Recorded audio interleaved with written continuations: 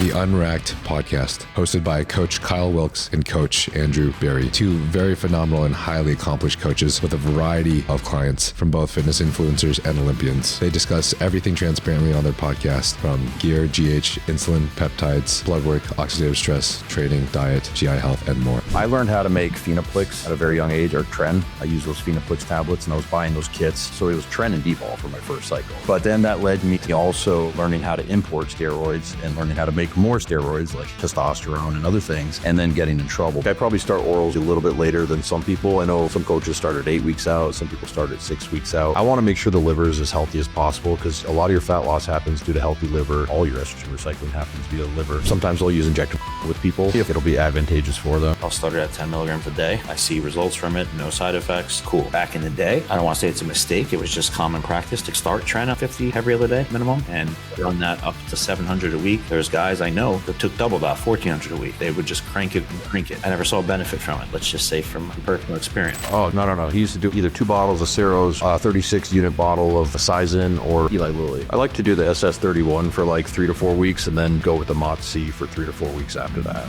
Yep. If you had to pick a standard prep cycle for a male, what would that look like? For a threesome. Yeah, fire.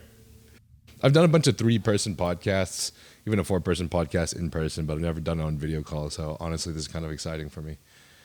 We actually did one earlier today with Ian Vellier. So, oh fuck yeah, that'll be tight.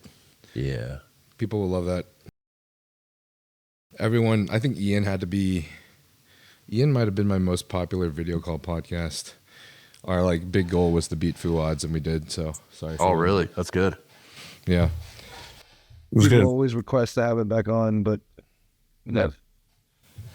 I've been too lazy. I like talking to new people, new relationships.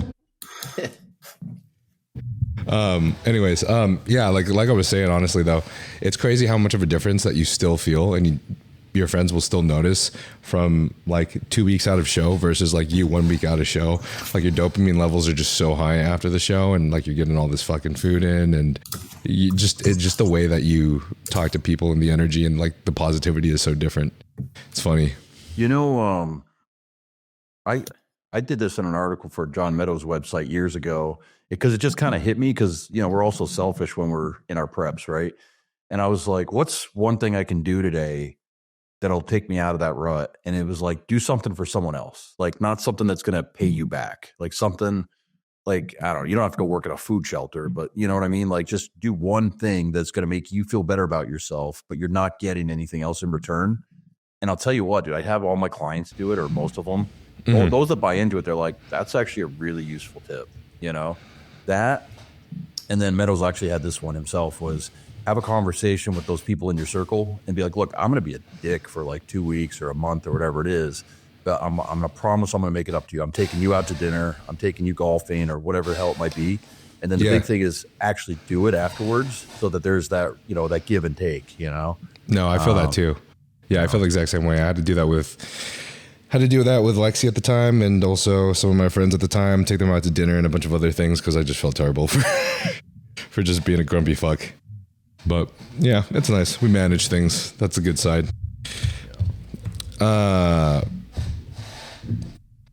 You gonna be doing a lot of client calls during this call, Mr. Kyle? Do I have to be?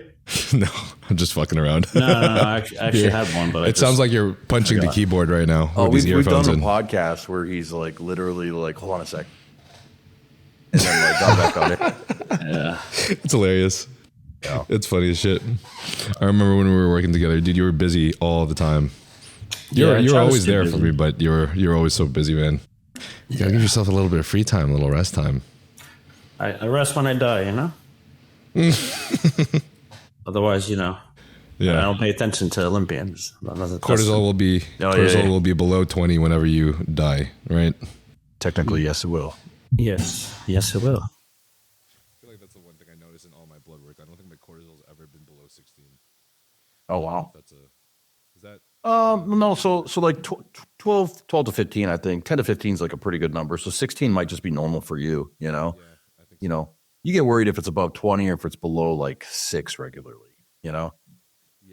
How do you, if you see someone's cortisol below 6, 6? What do you think? And then what do you have any protocols for them? Yeah, so it's telling me that they're probably in early stage of adrenal burnout. So they were riding really high until finally their adrenals. It's like your pancreas putting out too much insulin over time. The beta aster cells stop working, so your adrenal glands stop pushing out cortisol and other corticosteroids and hormones. And the remedy for it is the same thing as if you have too high cortisol. It's literally rest, detox, rest, relax, increase parasympathetic activity, decrease. Like if someone's training 5 days a week, doing 5 30-minute cardio sessions, dieting hard, it's like, no, we're going to do no cardio. We're doing like 30-minute walks outside in the sun. And your training is going to be like 3 baby pussy sessions a week. Baby pussy sessions? Well, like you got to really spell it out, because sometimes, God, dude, I've had the worst is women, okay? Women, you tell them, we got to pull you back. There's just 3 sessions, 80% intensity. Next thing you know, you're getting tagged in 5-rep max squat and like hip thrust videos. And you're like, we already went over this. Like, I don't want you touching anything close to a 5-rep max. I want you doing sets of 15 or 12 with a weight that you could do 20 reps with, you know? Yeah. I was going to say, in the past, I was like, I need to find those women. But then I went to Vegas for the Steve Carr show and I found all of them. It's pretty easy. That was a good show, huh? Dude, that was a sick show, man. Yeah. 21 pros too. It's pretty dope. I really like the backdrop. Pretty good. Yeah, the backdrop, the lighting, everything about it. Yeah. I need to get on Austin's ass though, because motherfucker wasn't as prompt on his scheduling. Told us at first 3:30 and then he told the live stream 5 p.m. So we changed our finals to 5 p.m. as well. So yeah, that's fine. I like it when we already started. Yeah, we got you punching on the keyboard as the intro to the podcast. Very nice. Congrats on your client, Elliot, by the way, Kyle, at Steve Carr. Seeing him in person was fucking, like, all of us in the crowd were like, what the fuck is this monster? Oh, thank you. He looked insane. He's a good kid, man. He's going to do very well. He just needs, growing pains in terms of navigating through the highs of first prep and the rebound, stuff like that. Yeah, food noise. That was his first prep. Mm-hmm. Does he have trouble? Right. Does he have trouble fighting through the food noise? Like he's got. I think that just like any one post show, you have one free meal and it leads to more. So I think as you become more of a quote unquote professional, you start to realize you don't really care for it as much. Mm-hmm. Or if you're an open guy, you eat so much food normally, it doesn't matter. But when you're young, I think all of us, we know what it's like post show. You get the donut as soon as you get off stage, and one meal leads to 2 meals, 2 meals leads to 4, and then before you know it, you're up 20 pounds. So there you are. Yeah. Bro, I'm supposed to be the biggest expert at reverse dieting and keeping myself shredded, and I can't even handle myself right now. I'm going to be real. It gets tough after a long prep. You have Retta? Like, I have I'm doing 2 milligrams of Retta, which initially was a big dose because I started low, but now that I've been on Retta for like how many weeks now? Because Patrick had me implement the low, like a half dose, like fucking 10 weeks out or something like that. So it's been like 16 weeks, 17 weeks I've been on Retta now, so the tolerance is a lot higher. Right. So, I mean, I don't have any GI disruption at all from it at this point, but there's definitely a little bit of 2 milligrams, man. I feel like maybe if you take a bolus dose at once, you do, but anytime you just microdose it, whether you're doing minimum 3 times a week or up to 7, usually you're perfectly fine. Right. Do you have Elliot doing Retta at all? No, I didn't put it in his plan. Why don't you have him like take a small dose for his experience? The full experience. Yeah, dude, I'd give him the full fucking. He needs to learn, like, if he's cut out for this shit. Okay, he needs to learn. Fuck this homie up in his rebound. He's gonna be eating all the donuts. Like I said, I mean, he's like not someone like very minimal, right? Yeah. So he's new to it, so it's like, hey, kind of experience what it's like, and that's not to say I want to see him blow his reverse, but it's like you can navigate it, and then in the future, it's something that's hot. I agree with that though. No, totally. Honestly, as much as it fucking sucked, it was so valuable for me to have the experience when I was prepping for nationals as a natural. We were eating like 1,100 calories in the last 3 weeks or so. So I just remember just wanting, you just literally don't even want to be awake every single day because you just want the day to pass so that the next day happens. That's all you're thinking about. And like, I'm just like shoving boxes of spinach in my fucking mouth because I'm starving to death. That was probably the most miserable experience of a prep I've ever had in my entire life, and in terms of hunger too. But I mean, once you experience that a couple times, prepping on Retta is pretty fucking nice. Makes it much easier for sure. I would say if you know how bad that feels, then like in your mind, you should be like, everything else is easy. You know? Yeah, for sure. Every other prep is a walk in the park.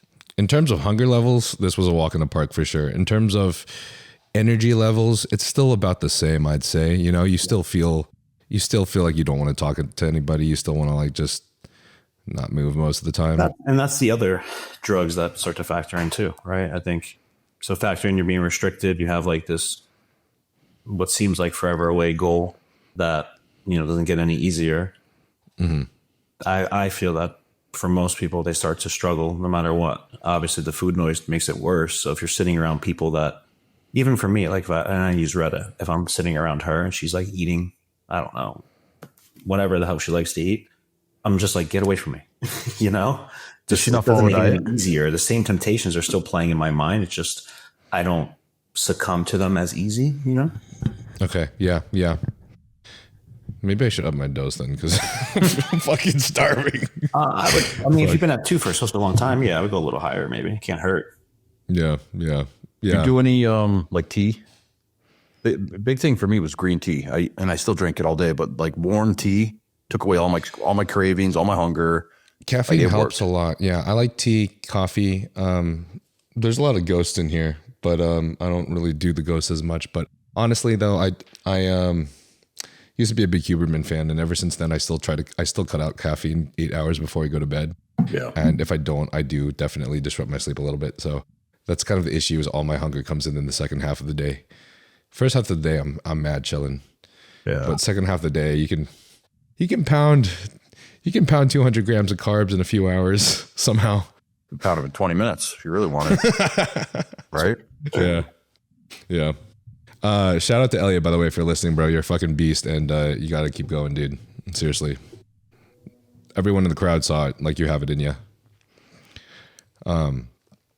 I wanted to say, by the way, you guys have a really amazing pod, and I think it's super underrated. I think it definitely deserves a lot more eyes and a lot more views. And for all you guys listening, if y'all haven't watched their pod, it's straightforward, transparent info, all the things you guys like to hear, especially from my podcast. But honestly, I feel like, I mean, you guys have a lot of guests and you do a lot of casual talking on there, but especially when you guys just do the Q&As and it's just you two, it's very straightforward and the information is just like that. So it's very easy to get through and pretty prompt. So I like that thing about y'all's podcast. There's not a lot of educational podcasts out there. And then as y'all's jumped out, I feel like yours is probably one of the only other ones I've been watching. Aside from sometimes Think Big Bodybuilding, they're pretty dope too. But how'd y'all come up with the name? Was that Phil? No. Was it you? Yeah, I gave him a few. I put a few ideas. My buddy Zan actually gave me the idea. Okay. And then I think I floated. I think it was in the group. But then we were just like, yeah, let's go with this. And I think I had originally thrown out something like Coach's Coach podcast or because like originally I think our idea was when we were brainstorming, we wanted to start out just interviewing other coaches that we respected for the most part, as well as just doing informational segments. And then we started getting good questions and stuff in the comments, and we took it from there. And let's do Q&As. You know, we both get so many questions in our DMs every day. We're like, let's take that opportunity and just put it on the show so it's somewhere forever. You know? Mm-hmm. No, it's a great idea. You guys are getting a lot of views already now for how long you've been doing this for. Yeah, not bad, right? I guess. Could always use more. Could always use more. Yeah. I was shocking myself because I have it in my calendar, but I guess my 3-year anniversary was like a month ago, which is blowing my mind. I'm like, holy shit, it's already been 3 years. That's nuts to me. That's wild. But and do you record do you do 2 a week? I do 1 week. One a week. Okay. Gotcha. I can't afford to do 2 a week. I'm barely scraping by right now, making free time in terms of free time. Yeah. But, I don't know. Maybe someday.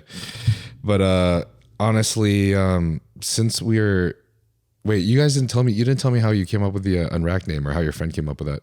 Oh, I honestly don't know. I would have to ask him. You want me to tell him? You don't know. This is the first time hearing about it, honestly, that a friend came up with it. I thought either Phil or Kyle came up with it. And because he's probably going to listen to this, I got to give him credit. Otherwise, if he's looking honest, I would say I did. No. Yeah. I'm like, is it not even spelled the same way as like unracking it off, like unracking the barbell off a rack? There's a W in there. Because there's a W in it. Yeah. And honestly, I think that when I typed it, I thought I mistyped it because I looked at it. I'm like, this is fucking stupid. Like, why is it spelt wrong? But I think that's what he suggested. I think he suggested it because it'll, like, when someone's like, it's a very specific misspelling, right? Or mistyping. So it's not going to get messed up with typing in like bodybuilder unracks barbell and drops it, or, you know, when they type it into the search function. Gotcha. So, okay. Yeah. Okay. That definitely makes sense. Well, you're going to have to ask your friend exactly what the meaning behind your own podcast name is, and then let us know. As soon as he answers. I have to ask real quick since we're on this and it's just in my mind right now, but also one of my favorite episodes that you guys had was the Retatrutide deep dive. Definitely went over some interesting info that I was not aware of in terms of Retta, especially, no, that was Slew. Phil was talking about how Slew helped one of his clients with his kidney markers, which is one of my favorite things. Yeah, for sure. But when it comes to like a post-show phase, right? Normally, like we all expect to be a lot more insulin sensitive. What do you guys normally do for that phase? Which camp do y'all sit in post-show? The rebound or the health phase? Say that again. Which camp do y'all sit in post-show or post-cut? Like the rebound or the health phase? So I always been a proponent of going into a health phase. There are some people I'll push, but for the most part, I mean, I always look at it like I just want longevity. And I think if I can maximize someone, get them as healthy as possible in 4 to 8 weeks time, and then they can hit the ground running and they're lean and they're motivated, they have drugs sprinkled back in, they're going to have a really good runway, as opposed to, depending on how long the prep was, you start blasting away post-show. At some point, you should probably come off, right? That's the right thing to do. At least I'm going to do that. I might not do it myself, but I'm going to tell someone to do that. You know what I'm saying? Yeah. So that's always been my train of thought, but I think it really depends on if this is someone's career, where their health markers are, what their body dictates can be done, and how tough the prep was. Okay. So not a big fan of upping the anadrol post-show? No. Food does a lot. Just for ourselves. I'm a very, it depends on the situation kind of person, right? So let's say you got a guy who's been running 25 weeks a year, running into the show. He barely made it to the finish line. He's dying. You know, to me, it's like, let's get into a health phase right off the bat and let's do what Kyle said. But then I have a lot of guys that are in the other camp where they're super motivated. Maybe they got their ass kicked, or maybe they did really well. It's one of the two, right? They got their ass kicked or they're doing really well. And they're super motivated to make all that progress. I see that as a good opportunity. And I see it as a good opportunity because people are so food motivated post-show. I really explain like, hey, we can do this, but you got to stay on the plan. Like, you got to follow this plan meticulously, because I want you looking, 8 weeks from now or 6 weeks from now, I want you to be looking like you got off stage 2 weeks ago still. So if we can get that mindset going, I do think, but it's so, like, I'll be honest. I had a girl last year. She got her pro card. We ran a post-show, whatever you want to call it, blast or rebound, for almost 12 weeks because things were going great. Kept on progressing. And I look for markers. Like, I look for things like, okay, are you starting to run into sleep dysfunction? Are you starting to get tendinitis? Are you losing desire to go to the gym? Are you starting to feel like depressed? I look for different markers than maybe other people as a sign to pull it back. And so I wait until I see those things, Okay. I'm glad you said that, because I have a good friend who's a pro who he wanted to experiment with a rebound this time. And it's very coincidental, but maybe it's not so coincidental that he's experiencing all those symptoms that you said. So I felt the same thing too. I was like, all right, I think this is your body telling you, like, this is time for a break, bro. And honestly, you might make a lot more gains when you jump back on if you stay insulin sensitive. Yeah. I mean, look at it this way: is you go through a prep, right? And somewhere during that prep, those last 2-3 weeks, you're going to hit a wall where just like, you're making that final push. Life sucks. You're low energy. Like we were just talking about your prep, right? Where you're like, I just don't want to be around people. I don't have the energy to want to be awake. Right. Mm-hmm. But you get past the show date, food's going to go up on some level. So you kind of catch a second wind. And how long that second wind's going to carry you, it depends. It's different for everyone. It might be 3 weeks. It might be 6 weeks. It could be 12 weeks, like in that female situation I was referencing. So it's a little different. It's really coach-client relationship, Little sidetrack. Have you guys ever noticed somebody's body slowly stop responding to the diet if you are continuing on with more shows? Oh God, yeah. Yeah. And what do you Coach think? Pro Bikini? they do 8 shows a year. Yeah. What do you think that is, though, if, say, hypothetically, that person was on thyroid support? Adrenal burnt out. So would you be paying attention to their cortisol and their blood work at this point? Cortisol, blood work, but sometimes you don't even need to do the test. Or you don't need to do a diurnal cortisol test or lab work. It's the signs are right there. Like if we've been doing what we've been doing and then you stopped and then I push you a little bit harder or I pull back and we're not seeing a change one way or the other, to me, it's like we really need to pull back. We need to look at maybe shutting this down. Maybe we'll revisit it in 8 to 10 weeks if we keep you in good condition. But otherwise, and this is where a lot of women, especially in the amateur, like national bikini wellness figure circuit fall, because they might go and do a qualifier like the Universe and then want to go and do USAs and then want to do nationals and just run the gamut because they're getting third or second place at every show. And Sandy or whoever keeps telling them like, oh, you're so close. Like, we just want to see you a little more blank. And so a girl and their coach, they're like, hey, we could do this one more shot. We can do it one more time, And yeah, I'll be honest, like I've had plenty of girls where we've done 3 or 4 national shows in a year and they did get the pro card, but it was a long year planning out very specific rest and break periods and taking all of that holistically into account. Got it. Okay. Do you have anything to say about that, Kyle? I think everything you said is crucial, to things to consider. I think regardless of the thyroid, there's other processes in the body that start to be impacted if your liver is not methylating very well. If someone's not taking other things like NAD, glutathione, stuff like that, you start to have an issue. And even if you're doing all of those things, depending on how hard you pump the drugs, your body eventually starts to not respond, to where you'll notice, as he mentioned, pull and push. More specifically, like if we give someone the same refeed and then all of a sudden they're up 3 or 4 pounds and it doesn't come off. You can't just keep giving more T3. You could, but you're just going to know the person it's just not responding. The look doesn't appear the same. That they're probably sleeping like shit. At some point, it's just like, hey, it just makes sense to just take a break. And that's one thing. It doesn't matter how hard you want or how hardcore you think you are. At some point, your body's just going to say, hey, man, I need a break. I think it's so situational too, because like let's say you're in that situation where the body's not responding, but you got 2 more weeks to go until the show, right? And they only have a little bit left to get off. Okay, I'm gonna kill you. I'm not gonna lie. I'm not afraid to put someone, let's say a female or a guy, on very low calories for a short stretch, knowing that okay, you're not gonna be a candidate that we're gonna ride a rebound after the show. We're gonna work on adrenal fatigue. We're gonna work on hormone recovery after that. But it's like if you're 6 weeks away and we're not making, and we look like we're like 10 weeks out, that's a problem to me. But if you're 2 weeks out and you look like you're 3 weeks out, we can do business there. Like we can come up with strategies. It's going to hurt. Don't get me wrong. Like it's going to hurt. You might leave me afterwards, but it can be done. Is there any time you guys would recommend someone supplement with methylfolate? Oh yeah. All the time. Methylfolate and methylated B12. Absolutely. Yeah. When you look at lab work, right, you look for the lab marker MCV usually. When that's over 90, that points to either a B12 or folate issue. From there, a lot of times on blood work, people are looking at total B12. I don't really give a fuck about total B12. I care about active B12. So methylmalonic acid, MMA, is a specific test that I had added to my lab work and cost me $200. But that tells you what active form of active B12 is available in your body. So that'll rule out if it's B12 related. And then sometimes it's folate. So people, about 70% of people have an MTHFR gene mutation where they don't. The motherfucker. Exactly. Yes, for sure.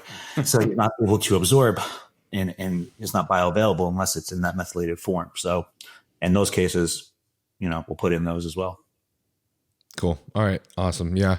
I was always curious about that too, because I always felt like, my only awareness was if you have that MTHFR mutation is a good time when you should supplement with it.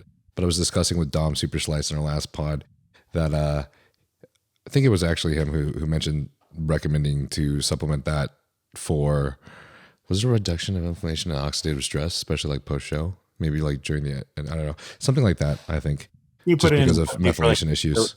like a fertility protocol, but you just want to be mindful because sometimes when people hear these things, they're just like, I'm going to take every supplement. Yeah, And I'm just going to, yeah. Whoa. Like you don't want to over methylate. That's very bad. So when you look at homocysteine, that's the key marker to look for.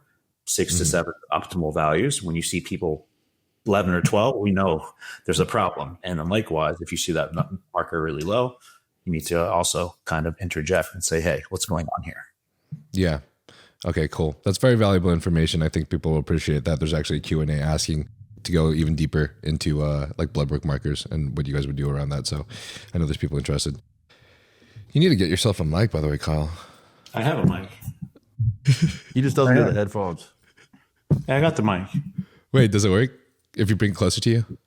It should work. Did I not connect to this with the mic? I don't know. So now this is what I've had to deal with. So I just do like being like, Talking shit. do whatever you want, dude. It's working. Don't No, lie. it's connected, but it works best if you're, 6 inches away. Yeah. And it's pointed slightly away from you. You see how close our mics are? It's better. Maybe if you look I'm like always us. going through, like when I'm editing, I'm always going through and editing his sound specifically. Maybe the knob is He'll down. sit like this for a minute, and then he'll like sit back like that. So Oh, yeah. I Is it think better or it is. worse? I think it's better. Don't think. You have the headphones on. I always say this, like, just stay where you're at. So that way it's less editing. I can turn his up. I'm going to turn the knob. Is it better now? Worse? Better? Yeah, you can sit back in your chair. Just leave the mic closer as you are. Yeah, perfect. Do what Tuttle does and just hold Perfect. it like this. Hey, why doesn't he do that? That's I what was he going to does. say, Chris, He does hold it, doesn't he? I'm going to buy you one. Like, you need like an arm thing. What are they called? Now that you say that, that's hilarious. Well, there were so many comments in one of the podcasts we did with him. They were like, is Chris even a good coach? He can't even afford a microphone that sits on his desk or something like that. And it was like, what idiot buys a microphone and then holds it the whole time? It's like, dude, sometimes you want to sit back. Sometimes you want to sit forward. Like, chill, you know? That is funny as shit. I've got my buddy Zan has called me 4 times now. Honestly, in Chris's defense, his audio always sounds pretty good in my opinion. Yeah, it's pretty good. So, No like complaints. Kyle's. I'm sorry. I have an answer for the podcast if you'd like. Oh yeah, yes, we want to hear it. Yeah, he said, I'm trying to call you, hence the 4 times he's called. He said, but I think I was trying to combine gym elements like racking a barbell with being unhinged and unfiltered. I like how he's like, I think I was trying to combine gym elements. We said that was the gist of it, but he's like, I tried calling you and I told him I'm on a podcast. Can't remember it because I was on 5 grams of shrooms at the time. But Yeah, I was going to say, what did he do for that stimulation to come up with the artistic? Nicotine. I see what you're, Andrew. I see what you're saying about Kyle's mic. By the way, it's like he gets closer and it just gets louder, but it's just as echoey. Yeah. I apologize. Still a tin can. I'm going to get him some headphones. That'll help. All right, I wanna ask about the health phase later, but honestly, real quick, I was curious myself, and I feel like a lot of the audience would probably be interested in y'all's background. But how did y'all both start bodybuilding? Like, how long ago was this? So this would be a giveaway. So I started back in 1990, 96 is when I started lifting weights, right? So obviously, like, you know, bodybuilding wasn't what it is today. There was no social media. All we had, literally, if you guys, like, a lot of you people, your listeners probably can't even fathom what this looks like. There was no YouTube. There was no social media. Literally, you had to go to the store, the drugstore, and get Flex Magazine, Muscle Mag, Muscular Development, and that was your experience with bodybuilding. And then shortly after that, like early 2000s, the internet came out, and we were on the forums like nonstop. Like, Yeah, the forums. Yeah, man, the forums early was like what Instagram and social media is times a million. Like, when I'm not lying when I said I spend at least 2 hours a day on the forums, just absorbing information, asking questions, you know, watching guys that were older than me post pictures, protocols, and stuff like that. So, but that led me to competing my first show in 2001. Did a natural show, NABF Main Supernatural, and then I competed a few more times over the next 2 years. Through my college years, until I realized that 190-pound heavy 6'2" guy is not going to win any shows. So I took the next 8 years off, just growing, eating. Holy training. shit! 8 years is crazy. Yeah, man. Well, because it's like, you know, like I said, I don't gain muscle easy. You know, I'm 6'2", was a little taller back then, and my first show was 188. And then by the time I was wrapping up the early part of my career, I think I got on stage at like 196. And I know I needed another 30 pounds of tissue before I could be competitive at the NPC level. So I took those years off, and I would still diet down. You know, I'd bulk diet until I got to a point where I was a super heavyweight in 2014 and got back into competing and did a whole string of shows up until 2021. So gotcha. Yeah. What was that like starting bodybuilding in the 90s era, the juicy era, the Ronnie Coleman takes 2 Seristims a day era? It was different because it was a lot simpler because there wasn't information overload, right? Like there was no peptides, there was no SARMs, you thought of steroids like testosterone and whatever else you could get your hand on, usually like DECA or EQ or NPP or something like that. GH, dude, that wasn't even a thing on our radar because we were either so poor and only the top bodybuilders, the pros, got GH. But it was just simpler. You understood, okay, if I eat a lot more food and I train hard, regardless of reps in reserve, what training method I'm doing, like as long as you did those things, you were going to be progressing and obviously rest. Those are the most important components. Was I'm going to train my ass off in the gym and I'm going to eat a shit ton of food. We didn't measure anything back then. My first prep, you didn't measure anything. It was like my diet was mostly like have a chicken breast and have a sweet potato for 4 meals.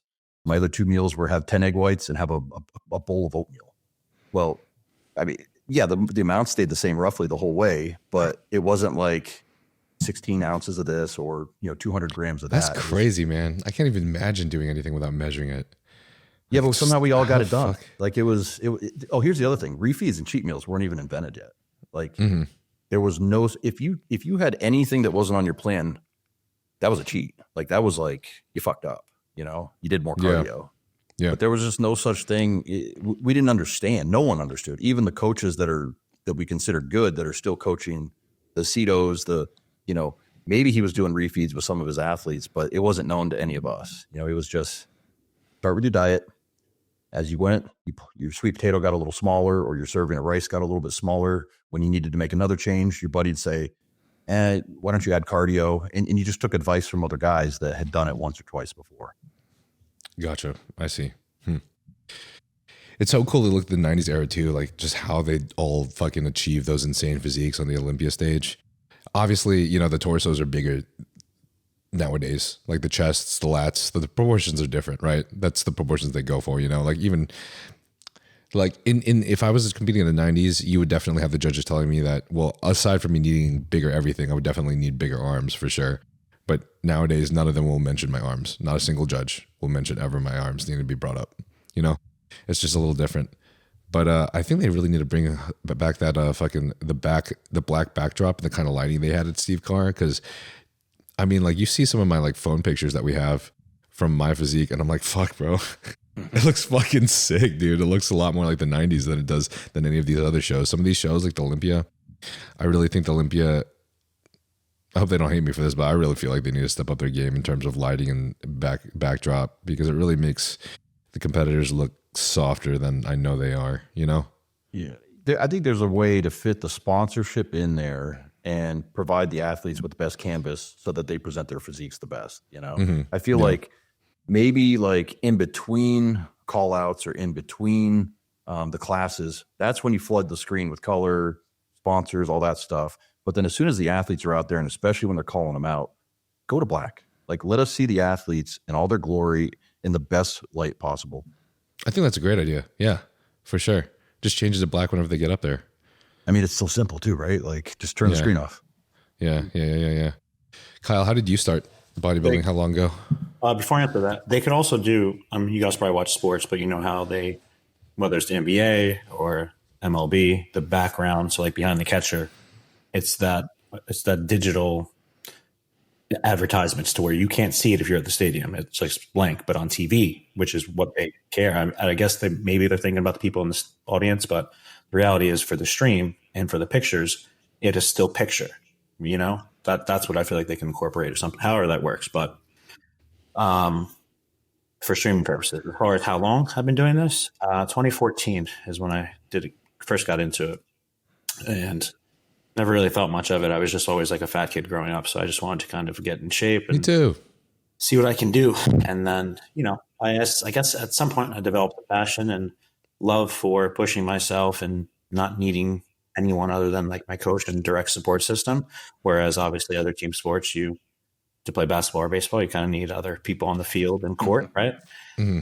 From there, I think I competed in 2014. My next show was like 2016. I started working with my first real serious coach being Phil. I don't know if you had Phil Viz on yet, but he was a wealth of knowledge, and he kind of taught me the ins and outs of bodybuilding and the secrets, we'll call it. And then from there, I also started coaching at the time.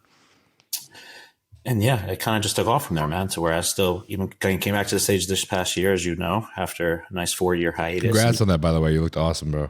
Thank you, man. Yeah, so after a nice 2 major ruptures, I came back just to kind of remind myself that, okay, I can still compete. And then also there's a lot of people that I coach now that look at me like, I don't know, maybe I'm a little older and I don't know what I'm talking about, or I didn't walk the walk at all. So it was nice to kind of just show people, especially people that are going through rehab, that, anything is possible. If you set your mind to it, you can still do pretty well, to say the least. Yeah. Yeah. I could totally agree with that as well. Plus, low-key, just between you and I don't think many people really think that about you, if anyone does. I think when it comes to the coaches, like the older guys, they just seem wiser. They have more experience. You know how it goes. The more clients you have, the more success you have in the books. Plus, some of these coaches, I don't even know if they've hardly ever even competed ever, bro. A lot of the new ones, I don't see much of. Even Stefan Kienzel competed once, right? Once or twice, and he's like, I don't have this, fuck this, but I just really love bodybuilding. So he's one of the rare one. Yeah, he's a rare one. There's this big trend, I feel like, and I do have a little bit of a bone to pick, not to be a downer, but I mean, I feel like to be a coach of something, you should have some years of experience in the field, because how are you going to, as a coach, have the empathy to know what it's like to tell a guy 2 weeks, no carbs and 2 hours of cardio? You don't know what that feels like and how that person is going to be able to feel, or how they're feeling trying to interact with the rest of the world around them, and being sensitive to those thoughts. Now, there are a few guys, I do mentor some that are, good guys that without ever doing it themselves, they ask the right questions and they do excellent work. So I will say that there are a few, but it's the same thing if you've only done one show and then you're starting to take people's money to where's the experience? It's just kind of, everyone in this industry, I feel does a little faking it until you make it. But it's there's an extent to where, come on, guys,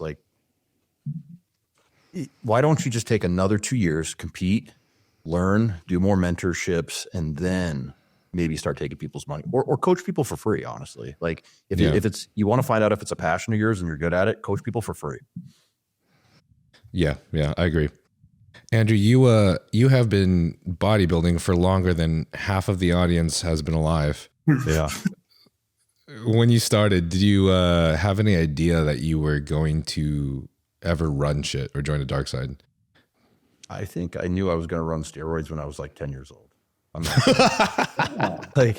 I feel I told my parents, because let's go. Because I was into the Arnold Schwarzenegger movies. That was the other experience you got with jacked guys, was seeing the movies, seeing the Sylvester Stallones, the Arnold Schwarzeneggers, the some of the Rocky boxing movies, all that kind of stuff, right? So, and I actually got to meet Arnold as a kindergartner. So that probably was a big, or first grader. That was an imprinting moment in my life, because he came to my high school, or my what do you call it, grade school, right? Oh, that's cool. Yeah, he was part of the President's Fitness Council. So he'd go around to a high school in every state, and he picked ours. And anyway, so seeing my hero and seeing, dude, this guy's got bicep peaks. He's got veins in his arms, he's still jacked. That was definitely an influencer. So I think I knew, well, you don't get that way naturally. And I think I just inherently knew there was something superhuman about him. That's crazy, because nobody knew that in the 90s, Nobody had any fucking clue. I feel, but here's the other thing. The other thing was, I would tell my parents, even before I knew this as a fact, I'm because they would tell me, you always stay away from steroids, as a sport, as an athlete, 3-sport athlete, don't you get into those steroids, I'm Mom, you don't understand. There's no way they're that bad. Okay. There's no way they're that bad for you. You know what I'm saying? Oh, they cause roid rage. They cause this and that. And I'm just sitting there, and we didn't have access to information, but it was just it doesn't make sense to me. I call bullshit, So I remember telling my dad, I'm nah, first chance I get, I'm taking steroids. And so I did. That's fucking fire. Yeah. When did you join the dark side? So this is kind of weird, but like not inadvertently. I was 18 barely. So I was very young for my age. I graduated high school, my early 17. And then I went to college. So I might have actually been 17 now I think about it. But I learned how to make Phenoplix at a very young age, or Tren. I used those Phenoplix tablets, and I was buying those kits. People listening are probably like, what is he talking about? But you could buy from feed and cattle implant stores or from veterinary stores without a prescription. You could buy, they're called Phenoplix H tablets. And I learned from my time on the message boards how to convert that into Trenbolone, right? Holy shit. Like 83 milligrams per cc. Okay. So I was making that, and my first cycle, I was able to get my hands on some D-Bol. So it was Tren and D-Bol for my first cycle. Like the stupidest combination anybody could ever think of, right? But it was like... Sounds fire to me. I mean, it was pretty sick, dude. I put on like 24 pounds. I was strong. But then that led to me also getting involved in the message boards and learning how to import steroids and learning how to make more steroids like testosterone and other things. And then getting in trouble because of it. So so I started, used for about a year, and then I had to go off. And then I was off for like 2 years, and then I went and competed in my first show as a natural. So bust me if I competed as a fake natty. I was off for about 2 years before I got on stage. But okay. Yeah, what I'm saying, because my goal was like, I'm just going to use steroids. But then part of my conditions of probation was I was getting tested, and I thought back then that they were tested for steroids, where really they're just testing you for coke and amphetamines and marijuana. Damn, that's crazy. That's crazy back then. Yeah. Hey bro, you're chilling. I've been natty for a week and a half now. So same. Maybe compete at a natty show in the next few weeks. I don't know. And yeah, IFBB has the natural organization now. So yeah. What about you, Kyle? What was your first? When did you flip the switch? So I wrote a paper my senior year on how steroids are bad for you. Okay. And I don't know, 12 months later, things changed. 12 months. So that was really it. It was just, I was going to the gym. I just wanted a boost. And I kind of just started to dabble with things. Yeah. You know, was not intentional, but I had a random roommate I met at Rutgers, and he looked like a very elite 18-year-old, looked like he was a football player, looked like he was a bodybuilder. And I was just like, okay. And he was using like a pro hormone at the time. If you remember, like Primordial Performance and like Double Dragon had like SOS 500, things like that. So yeah, that was kind of how I got into it, and I guess went to the dark side. How old were you? You said after 18 senior? Or 19. Damn, okay. And then bodybuilding, but you said you didn't get into bodybuilding until 2014. Exactly. Yes, like I lifted for like 2 years, tried to put on as much tissue as possible. Tried dieting down one time where I was just a fat ass, and then I was less of a fat ass. And then set my sights on something in 12 months. How can I be in a better position to actually do a show? And then that's when I did my first show. Okay, all right. if we're talking pro hormones, I got to say also, I started those at 14. Oh, that's crazy.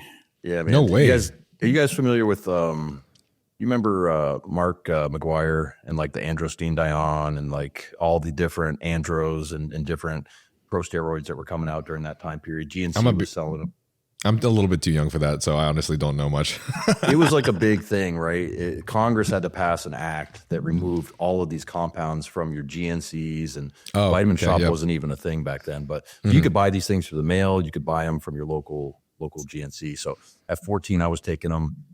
I did this weird thing where I took the capsules, all the powder out, and I put it in one of those saline nasal inhalers, and I just sat there in school all day just inhaling to try to get more anabolism. Yeah, I was a little, everyone called me like the mad scientist because I was like willing to experiment and try those things. You know? That's pretty fucking sick. It worked. It was actually pretty legit. Like, I mean, I'm sure my estrogen was probably like 230 or something because you're just taking a pro steroids that's going to help convert to more testosterone without any type of AI support. But right, it worked for me. How was your natural testosterone throughout your teenage years? Like your testosterone production? I have no idea. Damn. I mean, I felt like I was a normal kid. Like I feel like I definitely was a normal kid with the ladies and shit, you know, with the ladies and shit. You know what I'm saying? Like, yeah. No, I just feel like I was very normal in terms of testosterone, at least when I wasn't using those things. So yeah. Okay, cool. Fuck. Well, I guess. Let me also say I'm not advising anyone to do anything I do. I'm just saying, like, one of those boys will be boys or live and learn kind of situations, right? Yeah. How old would you recommend somebody wait till, if you recommend them wait at all? 30. 30. I would say I think at ideal age would be 21, at least 3 years of experience. So I say 21, assuming you really been trying since 17 to follow a diet, which again, I don't even recommend. Be a kid, go to college, study, have fun, drink, then get into lifting, because once you get into bodybuilding, it's the beginning of an end. You're never going to love the way you look. It's always body dysmorphia. You're going to have this weird relationship with food where you can't go out anywhere without thinking of how many calories you had and all this fucked up shit. Right. So that's my advice is spend at least 3 years minimum of really trying. And then once you start, to this day, I think 95 out of 100 people, once they start, they don't stop. Yeah. I can't disagree with that one bit. I would even say go so far as to compete naturally once or twice, because find out if you really love the sport and lifestyle before you look. Because of course, you start drugs, you're going to get results, and you're going to love the results you get. But find out if you're cut out for 16 to 20 weeks of dieting. Find out if you're cut out for training when you don't absolutely feel like going to the gym. Like, try that first. I mean, and again, I say that as a complete hypocrite because But again, I started weight training when I was like 12, 13. Like we weren't a very wealthy family, so we had one gym membership, and we could go up there and play basketball, tennis, lift weights, and that's what we did like every day after school or on the weekends. So I was lifting, but I would say do a natural show first. I had a different experience than you, and I still agree with you, honestly. Like, doing natural shows prior it just makes, when you jump on, everything so much more fun and so much better. And you're just like, holy fucking shit, bro. Like, this is so much easier, and I look sick. And it's awesome. Did you do your first show, Natty? Yeah, I did a lot of shows, Natty, to be honest. I actually did nationals, Natty, like two or three times. Maybe it was just two times. Wow. Yeah. I was like, I didn't know anything about gear, nor did I have time to like look things up at the time, because I was in college at Purdue for engineering, and I didn't have time to do any of that shit. Plus, I was also in a fraternity, so I was already not getting any sleep every night for multiple different reasons. And I was just telling this coach that I finally like linked up with that like I didn't want to start anything because I just didn't fucking know, and I didn't want to fuck anything up, and I don't know, I was just scared, so I wanted to keep doing stuff naturally because I don't know, I had like I had a lot of like positive, I had hope, I guess, I wasn't and then I did pretty well at regionals as a natural. I got third at first, then I don't remember when placing was really shitty, I think it was fifth, and then the third show was first, and I won the overall. Was cramping up on stage though against the other guy for the overall, and so they had to stop the show for like 5 minutes because my calf went uncramp, which was sick. And then when I would go to nationals as a natural, I would get 16th plus place. And then every time I got placed 16 plus, that's when I realized, like, fuck, man, maybe I do need to fucking jump on gear. Maybe this is going to be impossible. Yeah, there's some realization of like, okay, I'm good, but I'm bringing knives to a gunfight, right? And what did you start out in the NPC? Yeah, it was the NPC. Okay, so you did. I wasn't going to do any other gay federation. I'm just kidding, guys. I'm just kidding. No, that's awesome. I mean, as a natty, you won all those shows and competed so at a high level as a natural, because a lot of guys are like, oh, I'm not even going to touch foot on an NPC stage until I'm geared up, right? And they'll stick with like the WMBF or OCB or one of the other organizations. So that's cool. Thank you, bro. It was a good experience, but definitely wasn't going to win nationals where I was without jumping on some shit.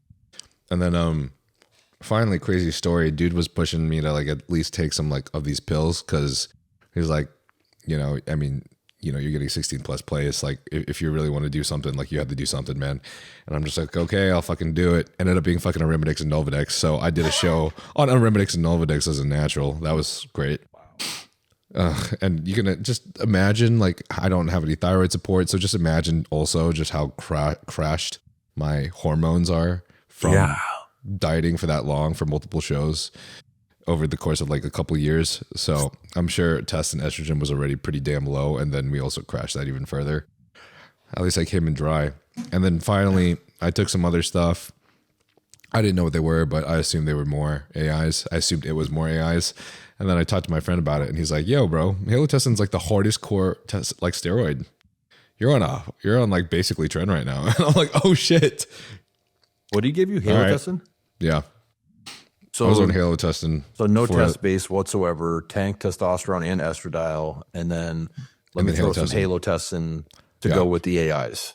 The reason for that too was obviously because I kept telling him no to steroids, so I wasn't going to take anything injectable for sure as well. I also had a fear of needles as well, so he was literally just trying to get me on something that would improve me.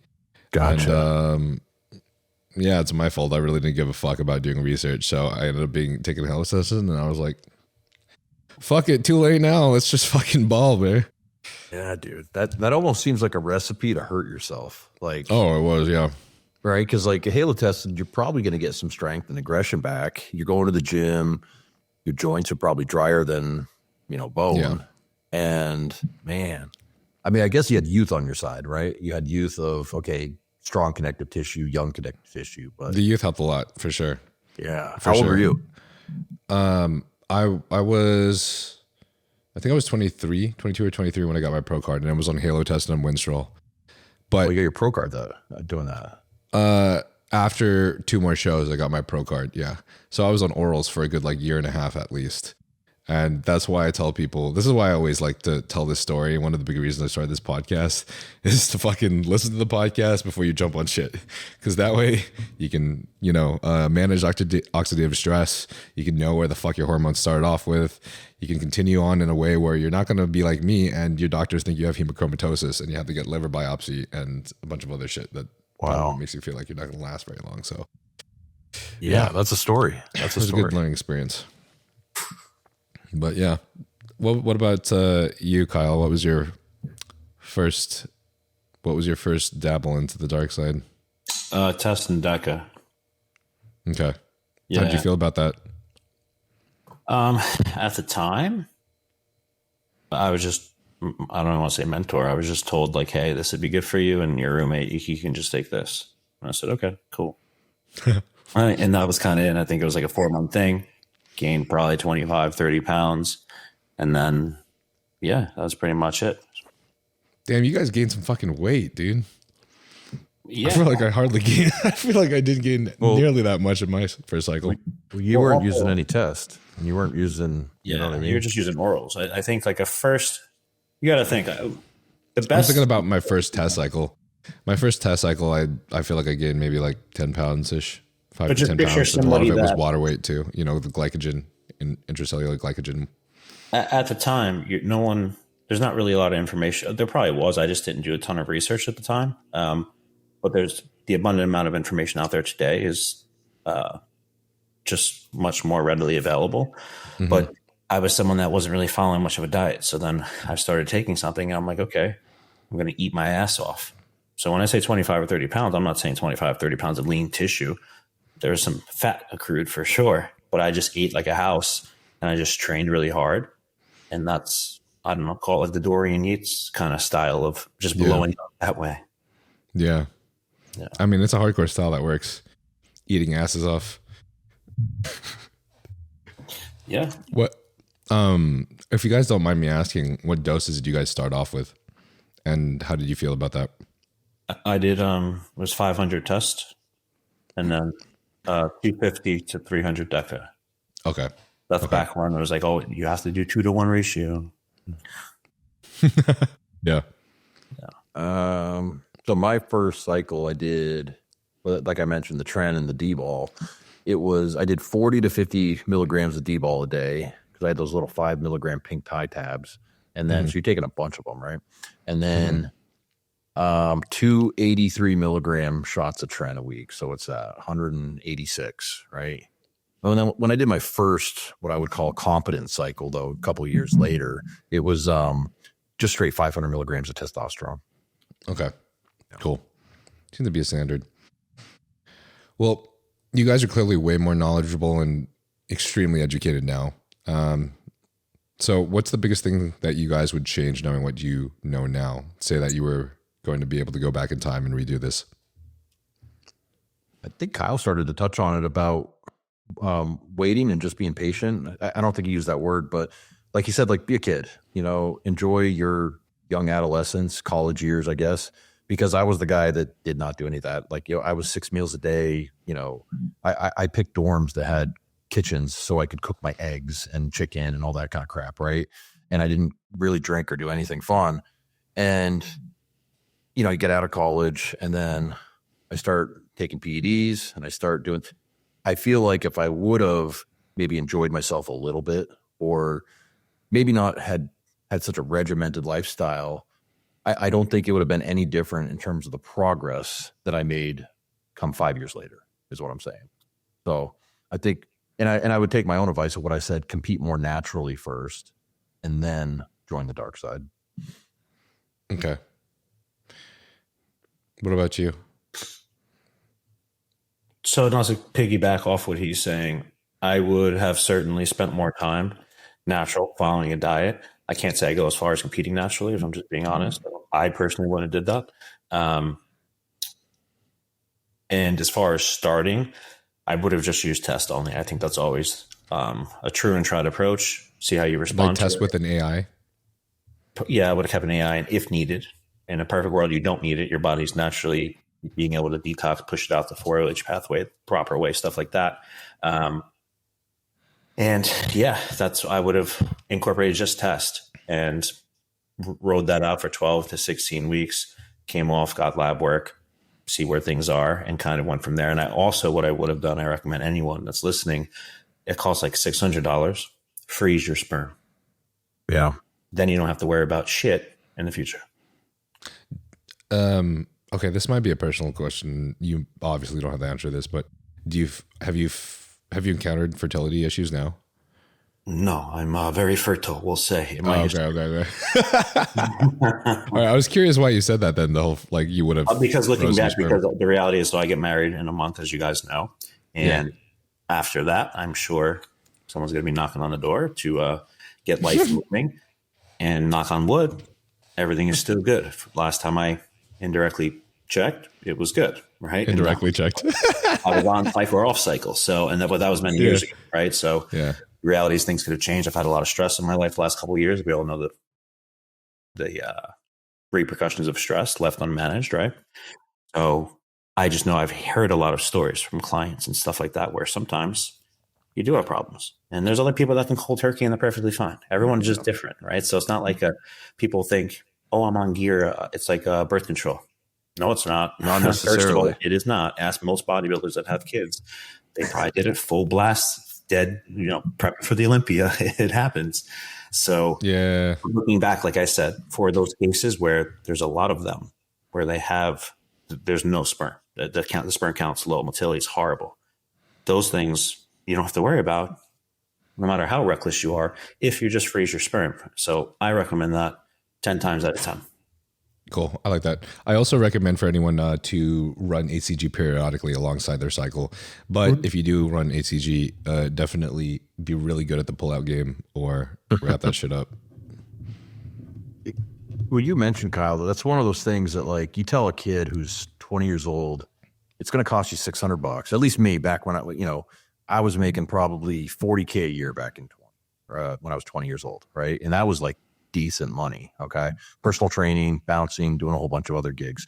But if you told me like $600 to freeze a sperm, I'd be like, I don't know how I can come up with that. Like I'm barely affording my groceries. I'm barely, I got a car payment. I've got school loans I'm paying off. So like, but it's like, this is kind of going back to like, what would you tell your younger self? It'd be like, dude, friggin' $600. Like, find a way. And then you just eliminate that what ifs for down the road, Yeah.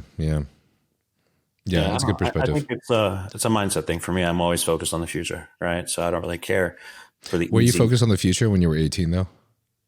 Yeah, from a college perspective and life perspective, yeah, but not from. I wasn't thinking in terms of fertility. Like I wasn't like that. But yeah, the rest of my life was always planned. Like, okay, where am I going to be in 5 years? How do I beat that expectation? Stuff like that. So for some people, they don't care. They just care about where they're going to get tomorrow, what gain they can get short term. And then they deal with the repercussions of things they kick down the road. Well, the other thing is this, Kyle, how old are you again? You're 30, 25. You're not 28, 28, 29? Maybe something like that. All right. How old are you? 19. 19. Yeah. Youngest IFBB pro. Okay.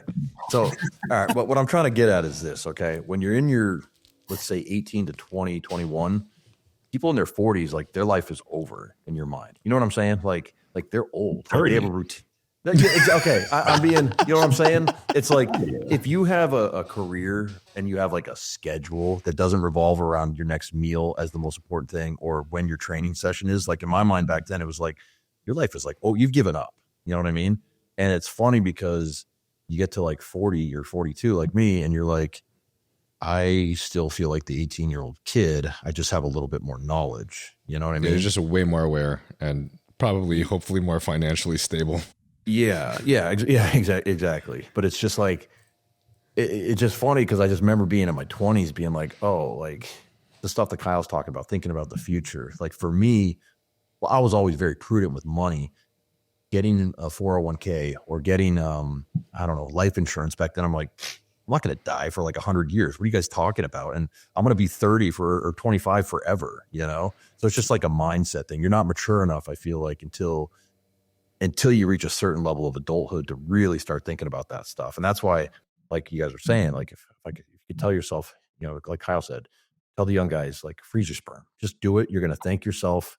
You've at least given yourself options that might not be on the table in 15 years. No, I totally agree with that as well.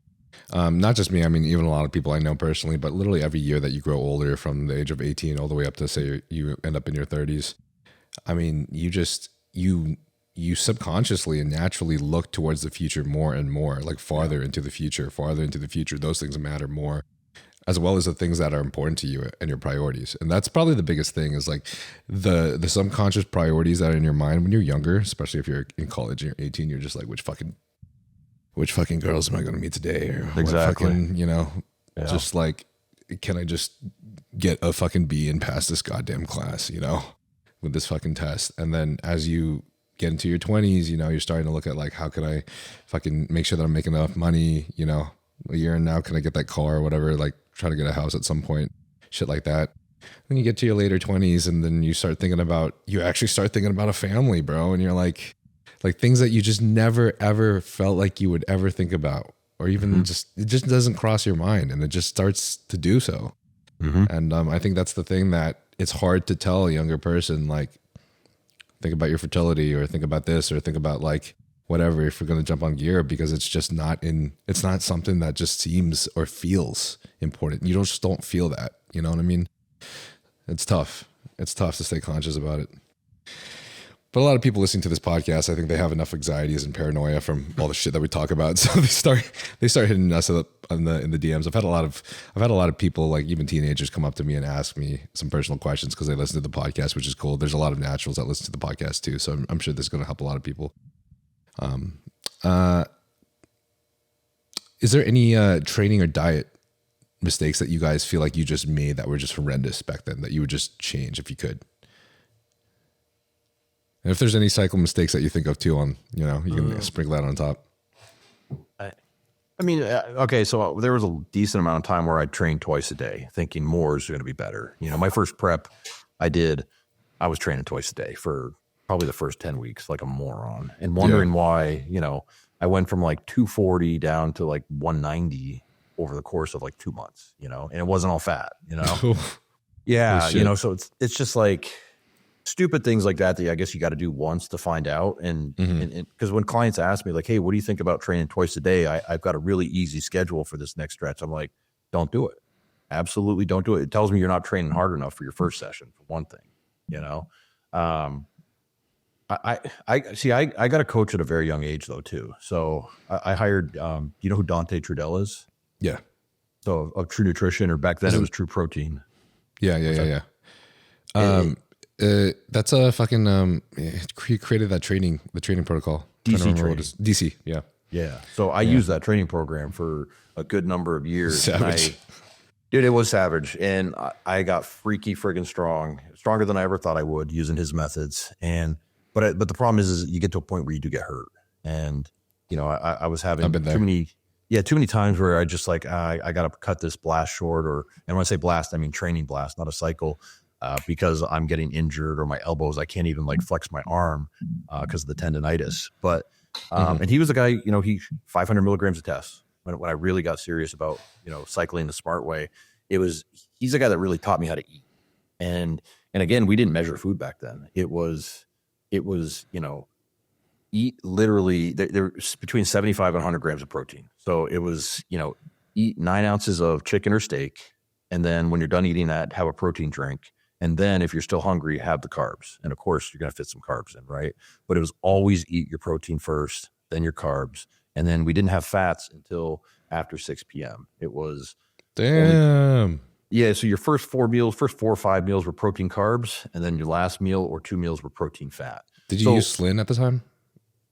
No. So, no, dude, my first time working with him, I went from like 227 to 265 on 500 milligrams of test and just straight fucking eating. I mean, I remember messaging him or emailing him and saying, hey, so I work this night shift at a bar, you know, and I'm up for an extra 4 hours. Do you think I should spread my meals out or should I fit an extra meal in? And he was like, absolutely fit an extra meal in. So I was getting like 8 meals a day on those days and probably getting 450 to 500 grams of protein, probably 1,200 carbs and maybe 60 fats. He taught me how to eat. So that was definitely an eye opener of like what it takes to really put on size was the eating for sure. I mean, how fat did you feel like you got though? How fluffy? I didn't. That's the thing. I didn't get fat. Really? Dude, I feel like you stayed pretty insulin sensitive throughout that. Well, who knows? Because we didn't test. Blood sugar testing wasn't a thing. Right. But if you didn't get too fat though, that's just so interesting to me. I still had ab lines. I still had like you could see like delt lines, and you know what I'm saying? Like it wasn't like I was, you know, contest or anything. No one was like, oh, that guy's getting ready for a show right now. But I was like a big kid at that point, and it was very positive mass that was being gained because like, and you know, when you're eating that much food, you don't want to eat junk food. So his thing was if you wanted to have if you wanted to cheat, like Kyle, you like the cookies, right? He would say, okay. Hey, Kyle, you like the cookies, right? Well, no. So he used this example. He's like, okay, if you want to cheat, like on cookies, he's like, fine. He's like, go make sure you have 50 to 75 grams of protein from protein powder. And then I want you to eat so many fucking cookies you get sick. Whoa, what? You don't want cookies again for like 10 years. Like you just don't want it, you know? Maybe, okay, so that's probably what I need to do today, right? So I don't want them tomorrow. I don't know. See, here's the thing is that sometimes though people post-show, they eat themselves to that way and then they feel bad about it and they're depressed and then they go back and they do it again. Yeah. I think moderation post-show. Right. Kind of like you spill a glass of milk and you're so pissed off because you keep spilling it. You just decide to fucking pour the entire gallon out. Yeah, true. I've been there a lot of times, especially on 150 mgs of Tren. What about you, Kyle? Mistakes? Yeah. I learned quickly that's not, it doesn't matter if you're eating healthy food, clean food. If you eat too much of it, you're still going to get fat. Case in point, I got fucking fat, all right? And I ate a lot of clean food, just chicken, rice, bunch of egg whites and shit. Didn't work out so hot. Real quick intervention, because I think this will help give people an idea. Andrew, would you consider yourself someone that has a high metabolism, or at least someone that's like a more closer to a hard gainer than like a young fat boy? Certainly a hard gainer. Yeah. Like I've never been, I only got fat once in my life. And it was after that first show I did the second show I did where I went from like 192 to 288 in like 7 months. And that was from literally straight eating all my clean foods and then having a box of that Edie's ice cream every night on top of it. So, but otherwise, like I wouldn't say I'm like a naturally lean, shredded guy, but definitely a hard gainer. Kyle's more like a skinny fat, more of like a skinny fat. If I was left to my own devices of just eating normally and not really trying to stay in shape, a skinny fat guy. Okay, cool. I think this is cool because we'll have two different perspectives. So half the people here who are hard gainers and then the other half the people like Kyle and I who are fat asses. I'd love to hear your perspective with eating food and your mistakes. Because I can't do what Andrew does and stay lean. It doesn't happen. No, for me. Not for me either. Well, let me also add. Tell us about it. Let me add real quick though. I used to have to diet my ass off, especially as I got older. So, there were many stretches of, zero carbs, 2 hours of cardio. So, especially as I got more in the chair and doing less personal training, because I was a personal trainer for years. As I did more and more online coaching, sitting my ass around, not getting my steps in, not just getting that movement, my cardio went from like maybe a prep in 2014 where I was doing 3 sessions for 15 minutes a week, went up to 2 hours, 7 days a week. Fuck. By 2018. So it's there's that. If I'm moving, I'm doing well, Mm-hmm. Yeah. The total daily expenditure makes such a big difference, man. That's what I tell people all the time. Like, if you can get yourself just doing some fucking walks throughout the day, like something that's like, and you're like doing something functional at the same time, so much easier than having to, go to the gym and hit up a fucking hour of Stairmaster. But yeah, Kyle, what was your situation? With what specifically? The mistakes, like the mistake that you would fix if you could go back in time. The biggest mistake. I think really trying to pay attention to what I was eating, not realizing that fat doesn't turn to muscle, right? So when I started and I just put on a bunch of fat, it took me a lot to get it off. It was a lot. And that's probably not the healthiest looking back. I wouldn't recommend people lose 50 to 60 pounds for a prep, back-to-back years, stuff like that. That's definitely not healthy. And I think if I was just more strategic and actually did cardio, because I was one of those people, I trained so hard, I don't need cardio. Well, maybe most kids don't need cardio, but again, my body type or genetics or combination, I needed cardio and I didn't do any. So when I see a lot of people sometimes mention, oh, cardio is just for fat loss. No, cardio is also going to help with your gym performance and your cardiovascular system and your heart, things that you probably don't care about when you're 20, 21, 22. But at some point, you become 42, as someone in here is, and it starts to matter, right? We want to pay attention to these things. So that's crazy, not releasing your age and then giving someone else's. I just go by what I hear, man. But yeah, so that was definitely a mistake. Like I said, I would always go back and be more keen to what I was eating, not focused on. I always looked at progress as a direct indicator based on the scale. And it was more of a, what can I quantify instead of it being quality based. Mm-hmm. So that was a mistake I think a lot of people make, to where they're just like, hey, I'm the same weight that I was 6 months ago. And it's like, sure, but look at how you look. You're much different. The reality is today, as I wake up, I was heavier 12 years ago. I look much different now. But on paper, if someone were to just show that, you would think, hey, you made no progress. What the fuck are you doing in this bodybuilding game? Because it's not working out for you. Yeah. But again, that's not always the case, right? It's just a tool. The scale is just a tool. And then once you start to really divorce the idea that you become married to for some reason, we always focus on how much weight we're lifting, how much drugs we're taking, how much food we're eating, what we weigh. When you start to pay attention more so to the quality of things, I think you get a lot more from it. Cool. All right. I'm glad you guys talked about that, because I think that brings us to one of the most important topics that I think honestly reigns all of our minds. Is like, how the fuck do we gain the most fucking mass after the season? Like, say that you did a show, most of us are like, all right, we got a lot of mass to gain, we want to put it in all the right places, so all of us just want to optimize the best we possibly can. So how would you guys set it up so that you stay insulin sensitive as best as possible coming out of a show? Be patient. Be patient. Like, my whole thing with people post show is I want to keep you hungry for as long as possible and insulin sensitive for as long as possible, right? Because if you shoot your wad in 4 weeks and I put so much food at you and you're like, oh man, I can't even get to my meal 5 already, Yeah. I've failed as a coach, right? Because that's also telling me we're probably losing insulin sensitivity even without seeing your blood sugar. So to me, like, I mean, honestly, I want to keep you as hungry as possible throughout the whole year. Like, you know what I mean? Like, I want to feed you just enough and obviously in a positive surplus, but I never want to get you to a point where you're like, oh, coach, I can't finish this next meal. And if you do, we got some things we can do to fix that. But it's like, to me, it's like, there's a few people genetically that'll probably hit that, but it's a very, very small percentage. Yes. To me, it's always about nudging instead of like all out shoving, right? You want to nudge people in the right direction in terms of the calories, the PEDs, and all those different those levers that we pull, versus just like, because I see some of these plans where like someone gets off stage and within 2 weeks they're already up to, say 500% of the carbs they were eating in their pre-prep diet, right?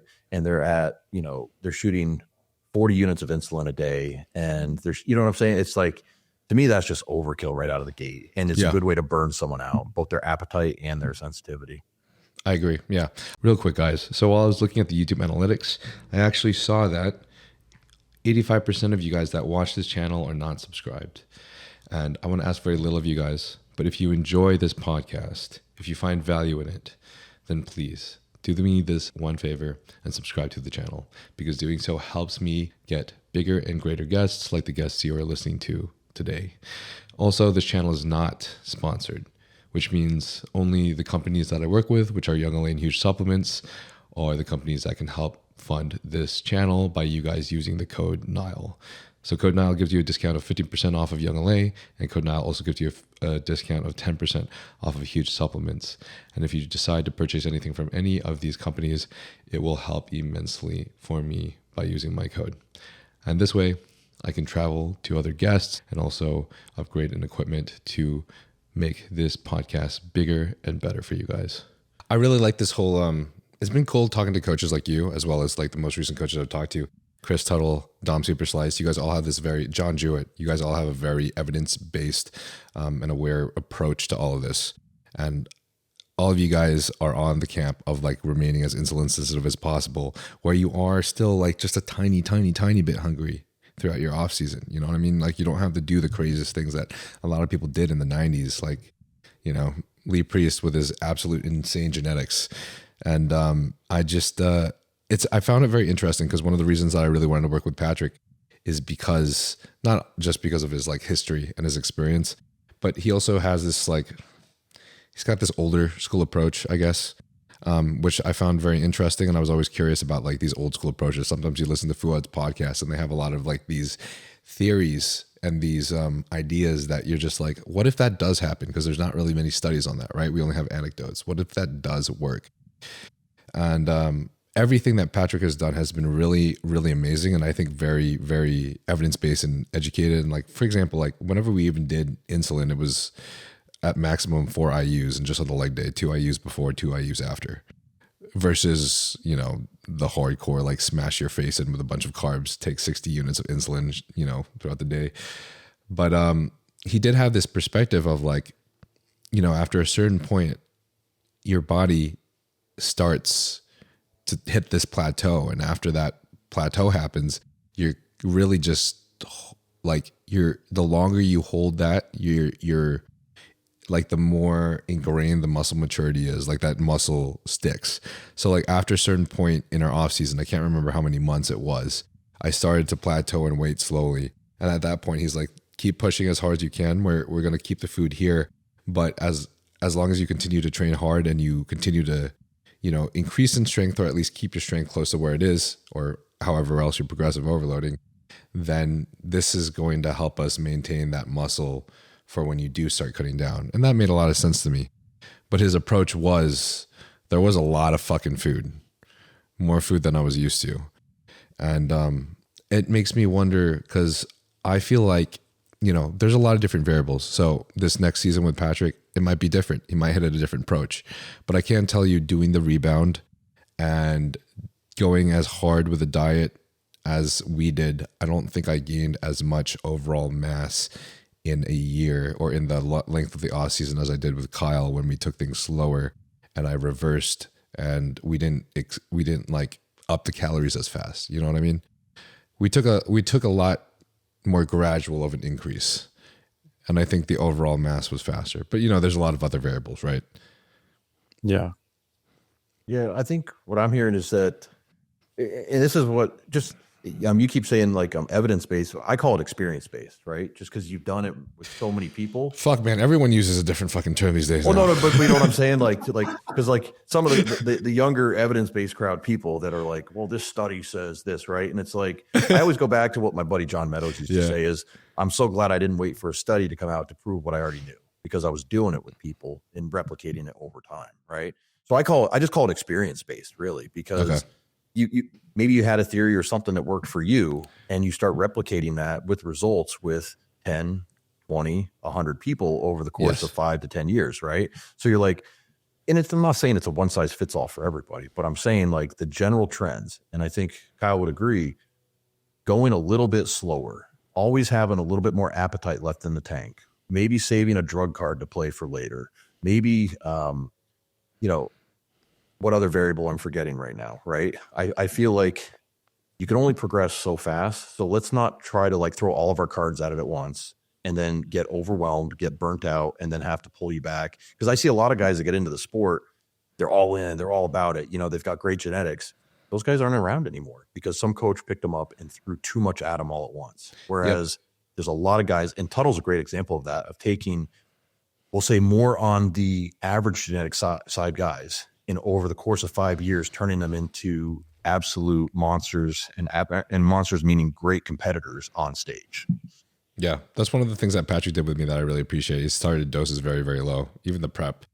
Like I was telling, freaking Kyle and I were having a conversation in DMs about how I wasn't running any orals aside from like Proviron, and then we had a little halo at the end.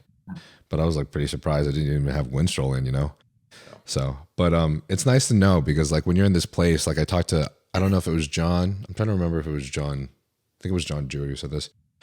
But one of the important things about like staying and starting low, right, is that as you progressively get higher, I mean, you're going to always have to increase those doses to get a similar rate of progress, right? So if you start at 500 or if you start at 750 off the gate, you're going to have to keep going higher. And a lot of the times when you do go higher with any drug whatsoever, the rate and increase of benefit does not equal the rate and increase of side effects. Normally the side effects increase faster. All right. So it's like a game. It's like a chess game. I think it would be nice if we could go a little bit more specifically into this, but Kyle, what would you do outside, like say that someone is starting a reverse, how would you manage their food and their gear and their training coming off of a show? Assuming to stay insulin sensitive. So are we assuming we're going to go into a rebound phase? No, you guys both do health phases, and then Andrew sometimes will do a rebound depending on the person. So let's assume a health phase. I feel like a health phase is a little bit more effective these days than rebound. Health phase is kind of gay, man. That's what you want to do? Okay. Whatever.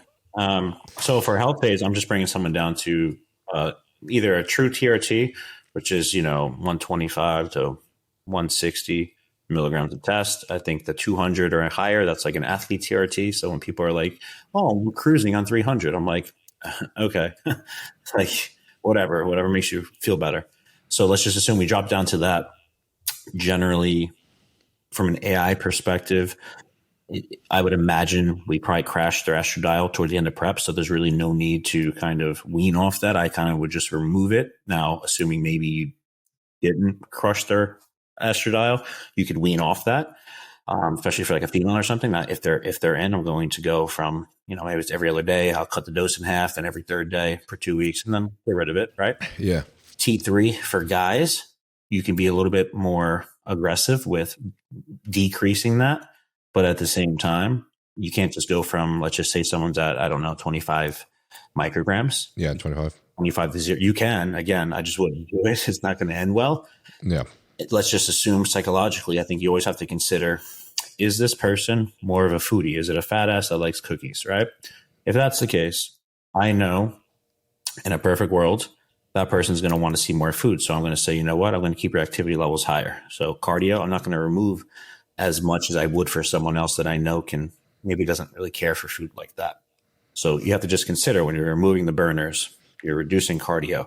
I didn't even touch food yet, and my exponential is much higher now, right? On a daily basis. So you just have to consider those things. In this health phase, as far as from a food perspective, assuming like most people, they're dieting pretty hard to the end. In some genetic cases, people are eating crazy amounts, and then I really exclude those people because they're not the norm. But for an average person that's dieting quite hard, gets south of 2,000 calories for sure, I'll probably have like a 300 to 400 calorie increase right away. In some cases, I'll bump food a little bit more that first week just to get through that.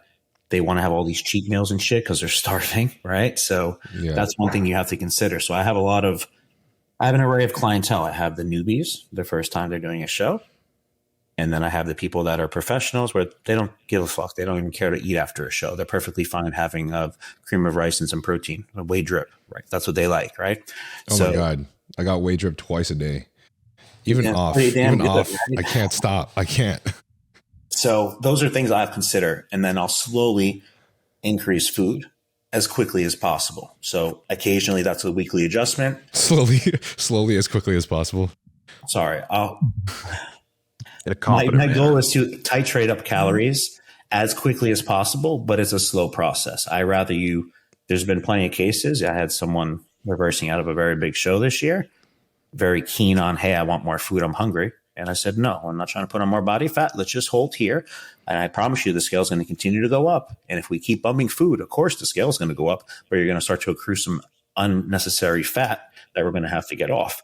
And surely, but as always, in this case, I've known from experience that is going to be the case. So as all of us have probably reversed poorly at one time or another, it's oftentimes because we're increasing food too aggressively and our eyes are much bigger than our stomachs. So that my biggest recommendation is I rather someone take a very slow methodical approach by titrating food up rather than just going to, hey, I'm going to be at 3,500. I'm doubling my calories day one.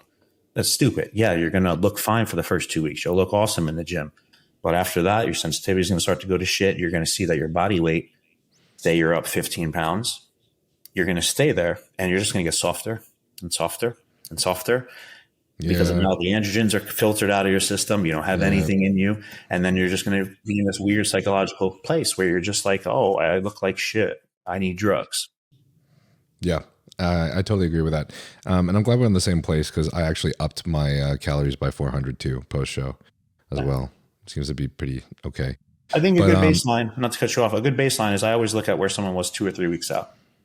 And I'll say, okay, like I'll try to start there generally. Unfortunately, fucking Patrick fucking crushed my diet like 5 weeks out. So dude had me going hard. It worked though. Whatever it takes. Yeah, for real. I'm starting to realize too that it's well, actually, fuck man, this would be a good conversation for later so we don't stray off track. But I had I don't know if you guys got to see my podcast with Martin, which was pretty awesome that I just posted recently. But Boss had Martin do a depletion phase for about 1.5 to 2 weeks, but this time they did completely zero carbs. And the fat was it was 16 grams of fat and then whatever extra fat that is 99.1 ground turkey has on top of that. So pretty fucking low, man. Especially for someone like Martin who eats 1,000 grams of carbs in the off season and carbs up on 1,400 grams of carbs, you know? So it turned out to work really great for him, which is awesome. And obviously they were really on top of his gut health through various methods, such as, you know, glutamine and all these things. Cause you know, what happens if you introduce 1,400 grams of carbs after you've been eating 0 grams of carbs for 2 weeks? Yeah. But, I remember Andrew saying that you were doing some 0 grams of carbs too, at some point in the past how long were those depletion phases? Do you remember? Oh, I remember my 2018 prep sucked, dude. It was one of those preps where you make a poll and nothing was happening. So, oh shit. Okay. Yeah. So it wasn't, there are all the signs that I shouldn't have prepped that year, you know, like at 10 weeks out, I tore a bursa sac in my hip, leg pressing, and I couldn't really train legs effectively for a good 6 weeks. The bursa sac? Yeah, dude, that fucking hurt. Like, oh, fuck, man. I did that too, right? Remember, Kyle, when I burst the bursa sac in my knee before our show? Dude, it was not good. And then the day before the first show I did that season, I partially tore my bicep like the Thursday before the show. And then I kind of retore it again on stage, hit my first front double in like 3 days. Yeah. So it was just like throughout that prep, I was always a day late and $1 short. And there were stretches where, I mean, I remember, I feel like the last 8 weeks, it was basically 0 carbs, very low fats, about 350 grams of protein. And then I think I did 1 3.5 week stretch with no refeeds. So it was just kind of, it takes what it takes, you know? And I remember towards the end, I was doing 2.5 hours of cardio. And then I was doing 4 20-minute walks a day on top of that. So I had set my schedule up to where I was literally just getting up, doing cardio, sleeping, doing a little bit of work, you know, doing another cardio session, taking a nap. Like I was literally sleeping or I was doing cardio pretty much the whole day, and then training. Holy shit. Training was good, oddly though. That was weird. It was like my training was still really like, it was like the best part of my day. So it was weird. Is this something that you would have clients do nowadays? Because I feel like nowadays a lot of coaches are trying to focus on prioritizing recovery and training quality over the amount of cardio that they're doing. Well, it depends on their mindset, because not everyone can do that. You know what I mean? Like when I say that, for me, if I like back then, and I was working with John Meadows, right? And if I told John I was going to do something, like get to the stage, like the Eastern USAs was the show I was doing that year, and then I was doing nationals, it was going to fucking happen. So I didn't care if I had to do 4 hours of cardio a day. Like I would find a way to move one foot in front of the other for the cardio. But oddly, like my training was excellent. Like I was still training. I was strong. That hour and a half of training was like the best part of my day, 5 days a week, you know? So I feel like I was really good at channeling all the energy I did have into being able to train. So, okay. And when I say that, like, it's not for everyone, because, well, just from experience, like I've had a lot of people where I've seen a similar situation, and I give them the option. I'm like, hey, the smart move would probably be to pull out of prep right now. Like that's probably, that's what your body's telling me. But if you want to do this, it's really going to hurt, and you got to be mentally tough and do it. And some do, some don't, you know? So it takes a different kind of person that just kind of like, no, I said, I'm going to do this. I told my friends, I told my clients, I told my coach, who's had the biggest impact in my life, you know, maybe aside from my parents, you know what I mean? Like, like he was someone that was like more than a mentor, more than a friend. He was someone I was really close with. So I didn't want to let him down, you know? Okay. Gotcha. Do you have any thoughts on that, Kyle? Nah. And like, I guess what was the basis of the question essentially? It was, I guess it sounded like he was doing a lot of cardio at that time. So, and I feel like there's a lot of coaches that are now, if it's affecting training quality and recovery, pulling back on cardio to, I guess, manage fatigue. Managing fatigue just seems to be a little bit more of a discussion these days. I think it's bullshit. I think people are lazy, and that's what it comes down to. They don't want to work hard. Everyone wants to get something the easiest way possible, the fastest way possible. And that's the bodybuilding industry in a nutshell, right? You leverage people till you don't need them and kind of continue to do your thing. I think cardio is great for the heart, so I will never not say that. I've been saying it for years. And even people that used to, I can think of a couple of coaches that used to always say, oh, you don't need cardio in the off season. Now they've seen Jesus, and now they advocate cardio and all these health stuffs, right? So I think it's a full circle moment where people will start to pay more attention because there's a spotlight on it. And at the end of the day, shit happens in life to where you start to realize, okay, you know, what's more important here?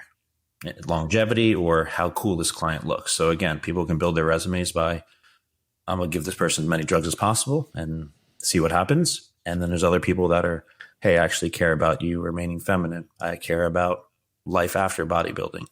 So you start to figure out what type of coach you are, I guess. And that's how I've always tried to build my thing. And I think Andrew, Chris, and a couple other people you mentioned are the same way, right? Obviously, we have top level athletes. We're still going to try to take the safest, effective approach, because what good is the athlete if their organs are no longer functioning? They're not going to be very totally agree. More. Yeah. And sometimes the greatest athletes that come to mind right now, they need governors, because they'll just train their ass off. They'll take more drugs. They'll eat less food, more food. They don't really know, because they're driven differently than the average person. So you have to have someone that's in their corner to kind of know when they should push, when they should pull back, and you need to have that trust. Yeah, I agree. Only recently have I been able to prioritize the later sets in the workout instead of going too hard and to failure too early. But I think that's just a mindset that a lot of people have when they just want to be at the top. I think that it's pretty common in the bodybuilding industry. So as much as a lot of the science-based content fucking sucks on TikTok, there's some merit to focusing on your total volume of the workout rather than just going as hard as possible. I'll say there's definitely some merit to it, but sometimes like the only way is through. You know what I mean? Like sometimes it just takes more work. And I'm good friends with like coaches like Shane Healy, and Shane's known for being a workhorse with his athletes. but you can't argue with his results. The guy puts out 10 pro card winners in the female class divisions per year. You know, and one year he had 46 pro cards in the IFBB. That's unheard of. Okay. Yeah. And it's because I think being a good coach is about finding the hardest working people and giving them competent plans. And like Kyle's saying, keep in mind that drugs are not the answer. Turning them females into males is not the answer. Turning guys into science experiments is not the answer. Getting them to really buy into the work ethic and also the patience, and that it's just going to take a little bit more time. Well, here's the thing that we learn these days is it hurts the look too. Anyways, you just you're not going to do as well on stage if you're blasting too much and taking too much. If you're taking too much Retta, Dom Super Slice says he knows 5 Olympians who took about 3.5 milligrams of Retta for Olympia and could see it in their midsections and had some GI issues.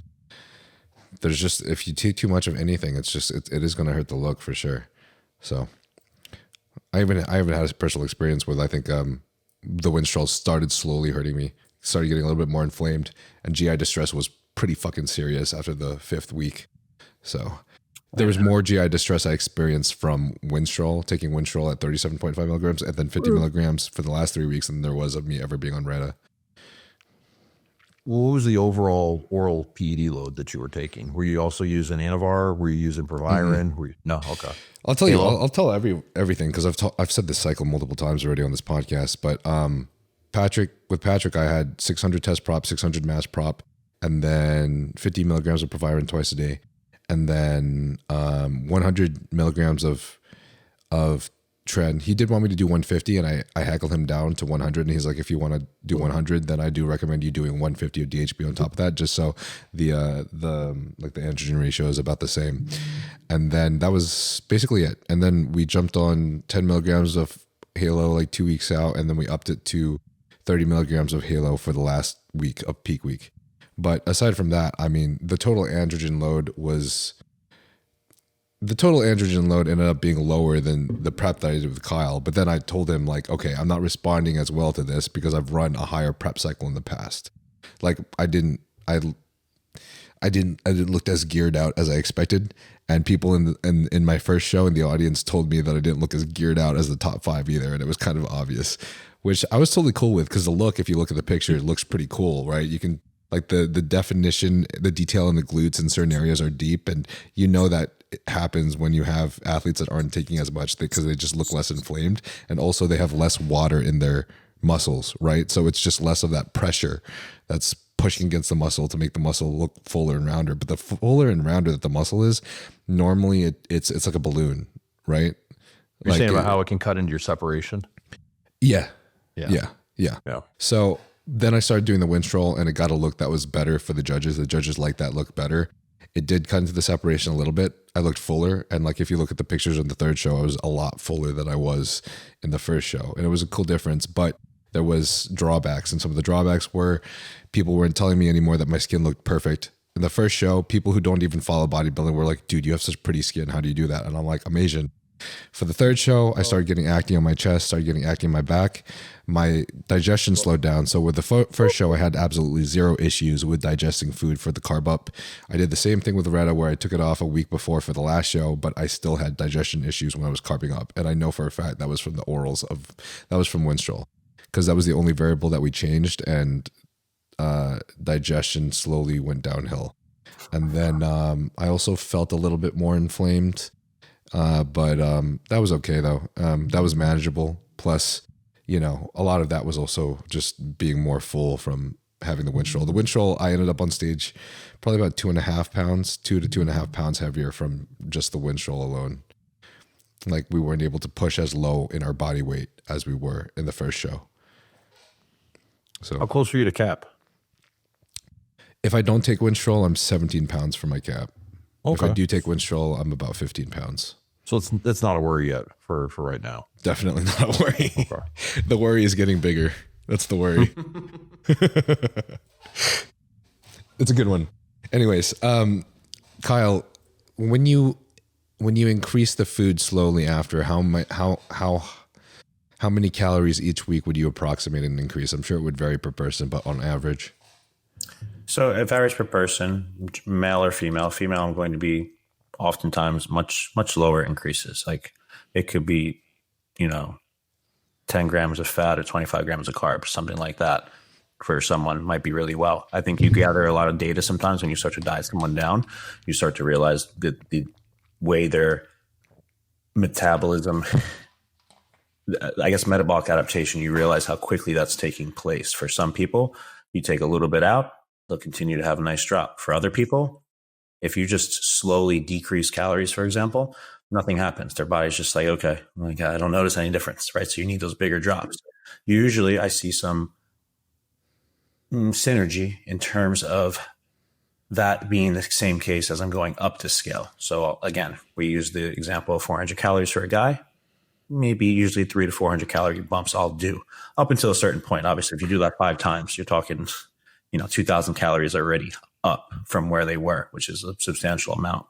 Get ready till they get down to 1,500, 1,600. But again, I'll evaluate over the course of a week to 2 weeks and then kind of make those small jumps, something like that. Gotcha. Cool. Okay. In terms of training, what would you guys recommend for that health phase? During the health phase. So I pull, so when I really start a real health phase, I actually pull training out for the first week, and I'm going to start. Yeah. I want to do everything I can to rest the adrenals, and I want to run a liver detox. So I'm putting you on more of like a lower protein Mediterranean diet. I'm pulling all stems. I'm pulling, any type of allergen, like if you're using pulling all stems. Yeah, all caffeine, man. So here's the thing, but I give good recommendations. You just got some clients. Yeah, but no, I'm big on mushroom coffees. I don't know if you're familiar with any of the like the Joey. Oh yeah, I do like those. Those are fire. Half my people that start doing those, they're like, I don't even feel like I need to go back to regular caffeinated coffee, and they save that until like their next prep, or maybe they're deep in the off season and they need a little push. Yeah, no, I'm big on managing adrenal stress. I think that's a huge thing, because I still want you to train hard all the time as much as we can. But if I could do other things like pull stimulants, get you to go to bed 30 minutes earlier, get you to do just all these, like I do stupid stuff. Like I recommend deep belly breathing or outside nature walks, and I've got research. I don't think those are stupid at all. You're a very wholesome individual. In the world that we live in today, people want like, well, what drug can I take that's going to lower my cortisol? What drug can I take that's going to fix this? And it's like, well, no, like there's habits we can form that are going to help with this. But anyway, so first week, no training. Second week, and usually for maybe a couple weeks, I'm probably just doing 3 80% sessions per week. And because again, that's coinciding with the lower PED load that's happening, right? So drugs are coming out of your system. And if you think about the PEDs as being like when you're geared up, all the little factory workers in your factory are producing widgets, AKA muscle, right? Well, now we just laid half of them off. You can't go in and expect to train the exact same rate and have your recovery keep up. So I want to start at a lower level, and then we start to build your training back up again. Okay, cool. Is there any supplements that you guys have people jump on or use, say like, I don't know, berberine or anything like that post show to maintain that insulin sensitivity? Yeah. Oh yeah. Berberine. But again, I think you shouldn't need a whole bunch of stuff because you should be super sensitive. Yeah. I mean, you just got off stage, right? Like you're most sensitive. Yeah. That's the most sensitive day, or maybe 2 days before you started your carb up is the most sensitive time you're going to be in your whole year. Right. So you should still be very insulin sensitive, provided you didn't eat like an asshole for like 4 days after the show. So yeah, I mean, I really think like Kyle was saying, just making those minute changes, titrating food up slowly is going to help maintain that insulin sensitivity, especially as your body comes back to life. And you think about this too. People, when you're well fed or you start to become more fed, you become more active. Like your friend saying, hey, do you want to hike this mountain today? You're like, yeah, I'll do it. Dude, way more active. Dude, 2 weeks before the show, you're like, I'm not getting off the couch. I'm in bed by 8 o'clock. I'm watching my shows. But after a show, someone says, hey, you want to go to the park or you want to go to the beach? You're like, yeah, I'll do that. And guess what? That's burning calories and that's keeping you more insulin sensitive. You're going to eat more food. No, I totally agree. I have, well, just to give people a general idea, because a lot of people want to have like an idea of where they're going to be later. And I think it gives them like a, what is it called? A goal or like a template. So do you happen to have like an average weight? I know there's going to vary drastically per person because you got people that are twice the size of other people, but like, do you happen to have like an average weight that you want to see someone not go above by the time they're at the end of their health phase? Yeah. So, or at least like a kind of like a visual in their body fat percentage. Cause I know that can be tough coming off of androgens, you know, you're getting softer each time, but you know, it's a hard place to aim for, I think, for people, because everyone wants to make sure that they're in the best place for when they do start making their gains and they jump back on. So I think there's two things, right? So going back to when you're mentioning the increases, right? For some people, again, depending on the person, I'm not going to have them have weekly free meals because I know their free meal is going to be bolus calories to where it's almost like the entire day's worth in a meal. And that's just going to fuck up everything thereafter. Or if someone I know is like, hey, Kyle, I really need a free meal. Like my lady's going to kill me, anything, whatever. They're going to castrate my balls, right? Okay, cool. You need a free meal. Castrate. I'm not going to make much increases because I know that one day of the week, this person's going to the China buffet and eating like they've never seen food before, right? So you have to consider those things. So again, in a perfect world, someone that has the willpower and the discipline not to binge, you can make those increases. But if someone is like, hey, and this is why I'll purposely ask for very frequent check-ins, as you, even with Patrick, I'm sure you were checking in almost daily toward the end, right? Yeah. I'll still keep that post-show because the people that just disappear, I know why you disappeared. I know why you missed. Right? So I'll say, send me a picture of the scale. I'll do a random.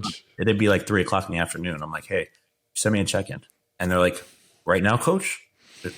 Yeah, right the fuck now, because I know there's a problem because you missed check-ins this morning, you know? So that's funny. Considering that, as far as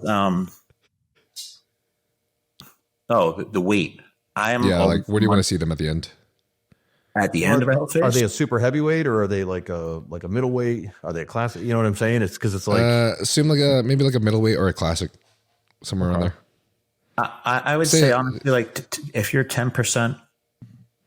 10 to 15% up, like that's the max I'd want somebody. So doing that math, you have a 200-pound person, 10% is 20 pounds.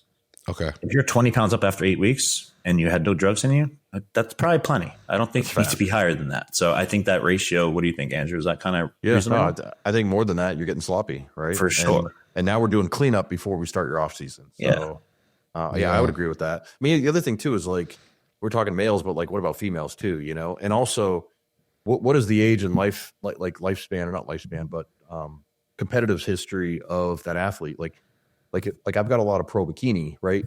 These girls have almost all the amount of muscle they need. They're only going to stay like, I'll give you an example real quick.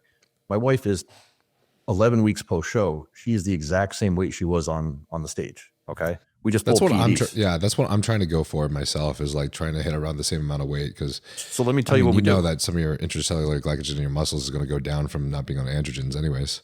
Exactly. So her carbs are double what they were when we finished her prep. She's eating 340 grams of carbs a day on a regular day. Her protein's through the roof, her fats are through the roof, because we did exactly as Kyle said, these small titrated changes, pulling things up. And she's not running T3 or anything like that.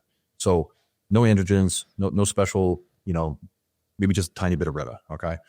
But it was just, we don't do, and as Kyle pointed out, it's not a guarantee that it's a free meal every week. Like I think she's probably had 4 free meals in that 12-week period, because again, she's competed for 10 years. She's done 28 pro shows at this point.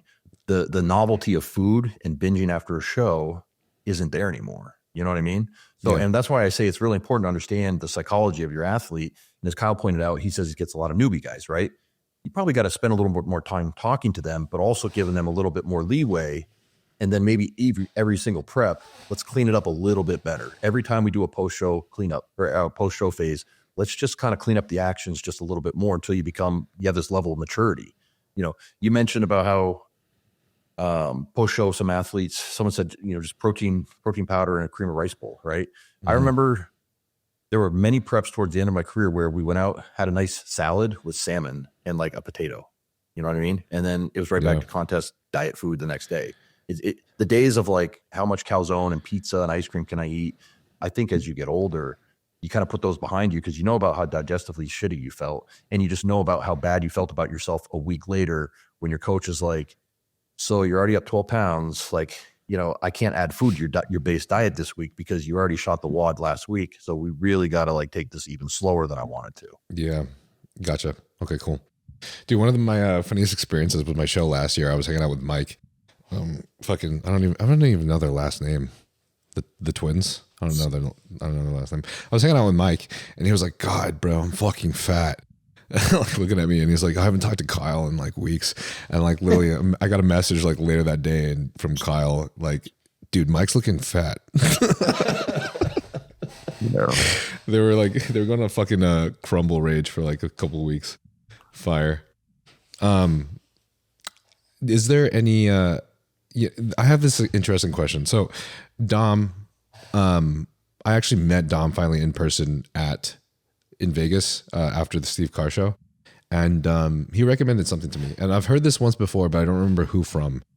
But it was to add in a very small androgen, such as 100 milligrams of Primo or 25 milligrams of Proviron, about 12 days after the show, after you've either dropped everything or you've dropped to a low TRD dose. And I can't remember quite the reasoning, but it was just because of the massive shift in your endocrine system. From Was it Primo or like Proviron or something like that? Or like 100 milligrams of Primo, for example, or let's say 25 milligrams of Proviron. So I'm off everything. I'm just on HCG and HMG right now, but I am running 25 milligrams of Proviron probably for a couple more days. So I would say probably to keep your junk working, like to lower your SHBG, so that you have higher free tests in the short term, I would imagine. I would imagine that's the reasoning for Proviron for sure. But I mean, does Primo do that? I believe I'd have to go back. I have all these files on my computer, and when you research something and then 3 years later you've forgotten it, I got to go back and look. But I do believe there's some slight action on SHBG. Okay, gotcha. Yeah, I guess, Kyle, have you ever done anything like that post show for anyone, or do you normally just have them completely drop everything, or just go to a TRT dose? If they're coming off, man, I'm bringing them off. I'm not trying to use other drugs to do things, and blood work tells me otherwise. Gotcha. Okay. All right. Gotcha. Is there any drugs that you guys avoid completely? DMP. Not kidding. Yeah. It's not. It's poison, man. I've used it. Wouldn't recommend it. Yeah. Besides that, I mean, are there any like? Absolutely not.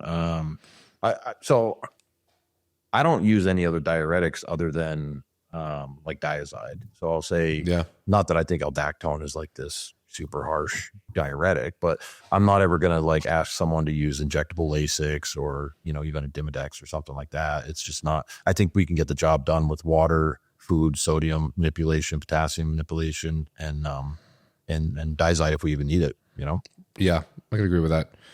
We were doing HCTZ with Triamterene, which I like. I'm a fan of that one. Yeah.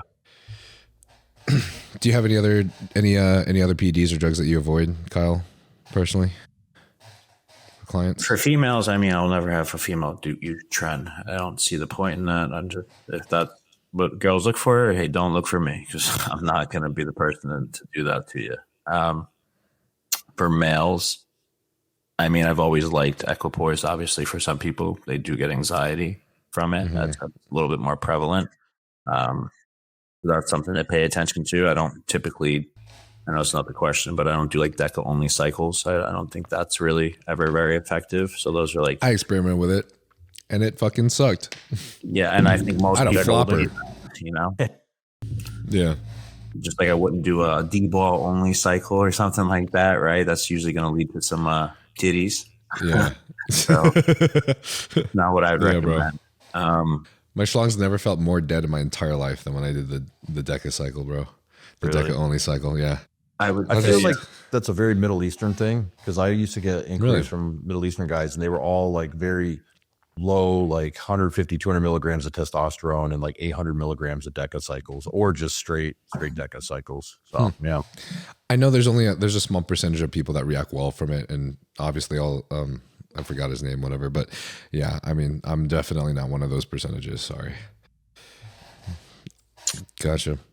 And then the only other thing I would pay attention to is sometimes when people take compounds like DHB or other compounds, depending. If you're having post-injection issues like inflammation and lumps, usually that's a sign that I'd pay attention to, right? Don't just keep injecting it and say, oh, by the way, all my sites hurt.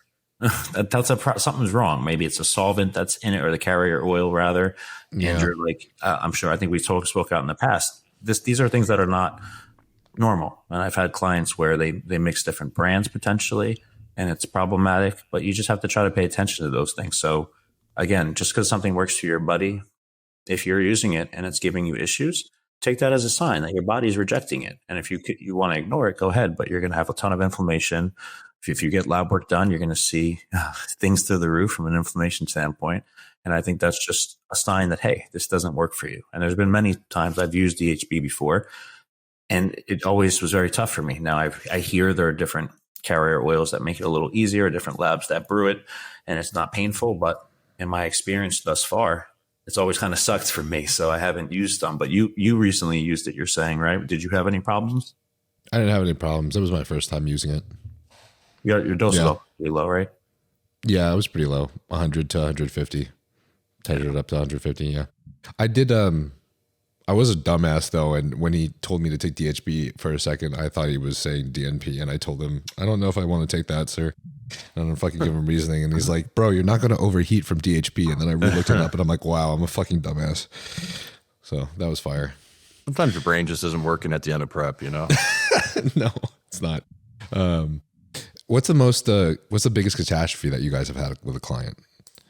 Catastrophe? Yeah. I mean, it doesn't even have to be from you. Like, it could be a client who tried to take certain things into their own hands or something. But I had a client, it was a female, and her check-in in 1 week, she was up 45 pounds.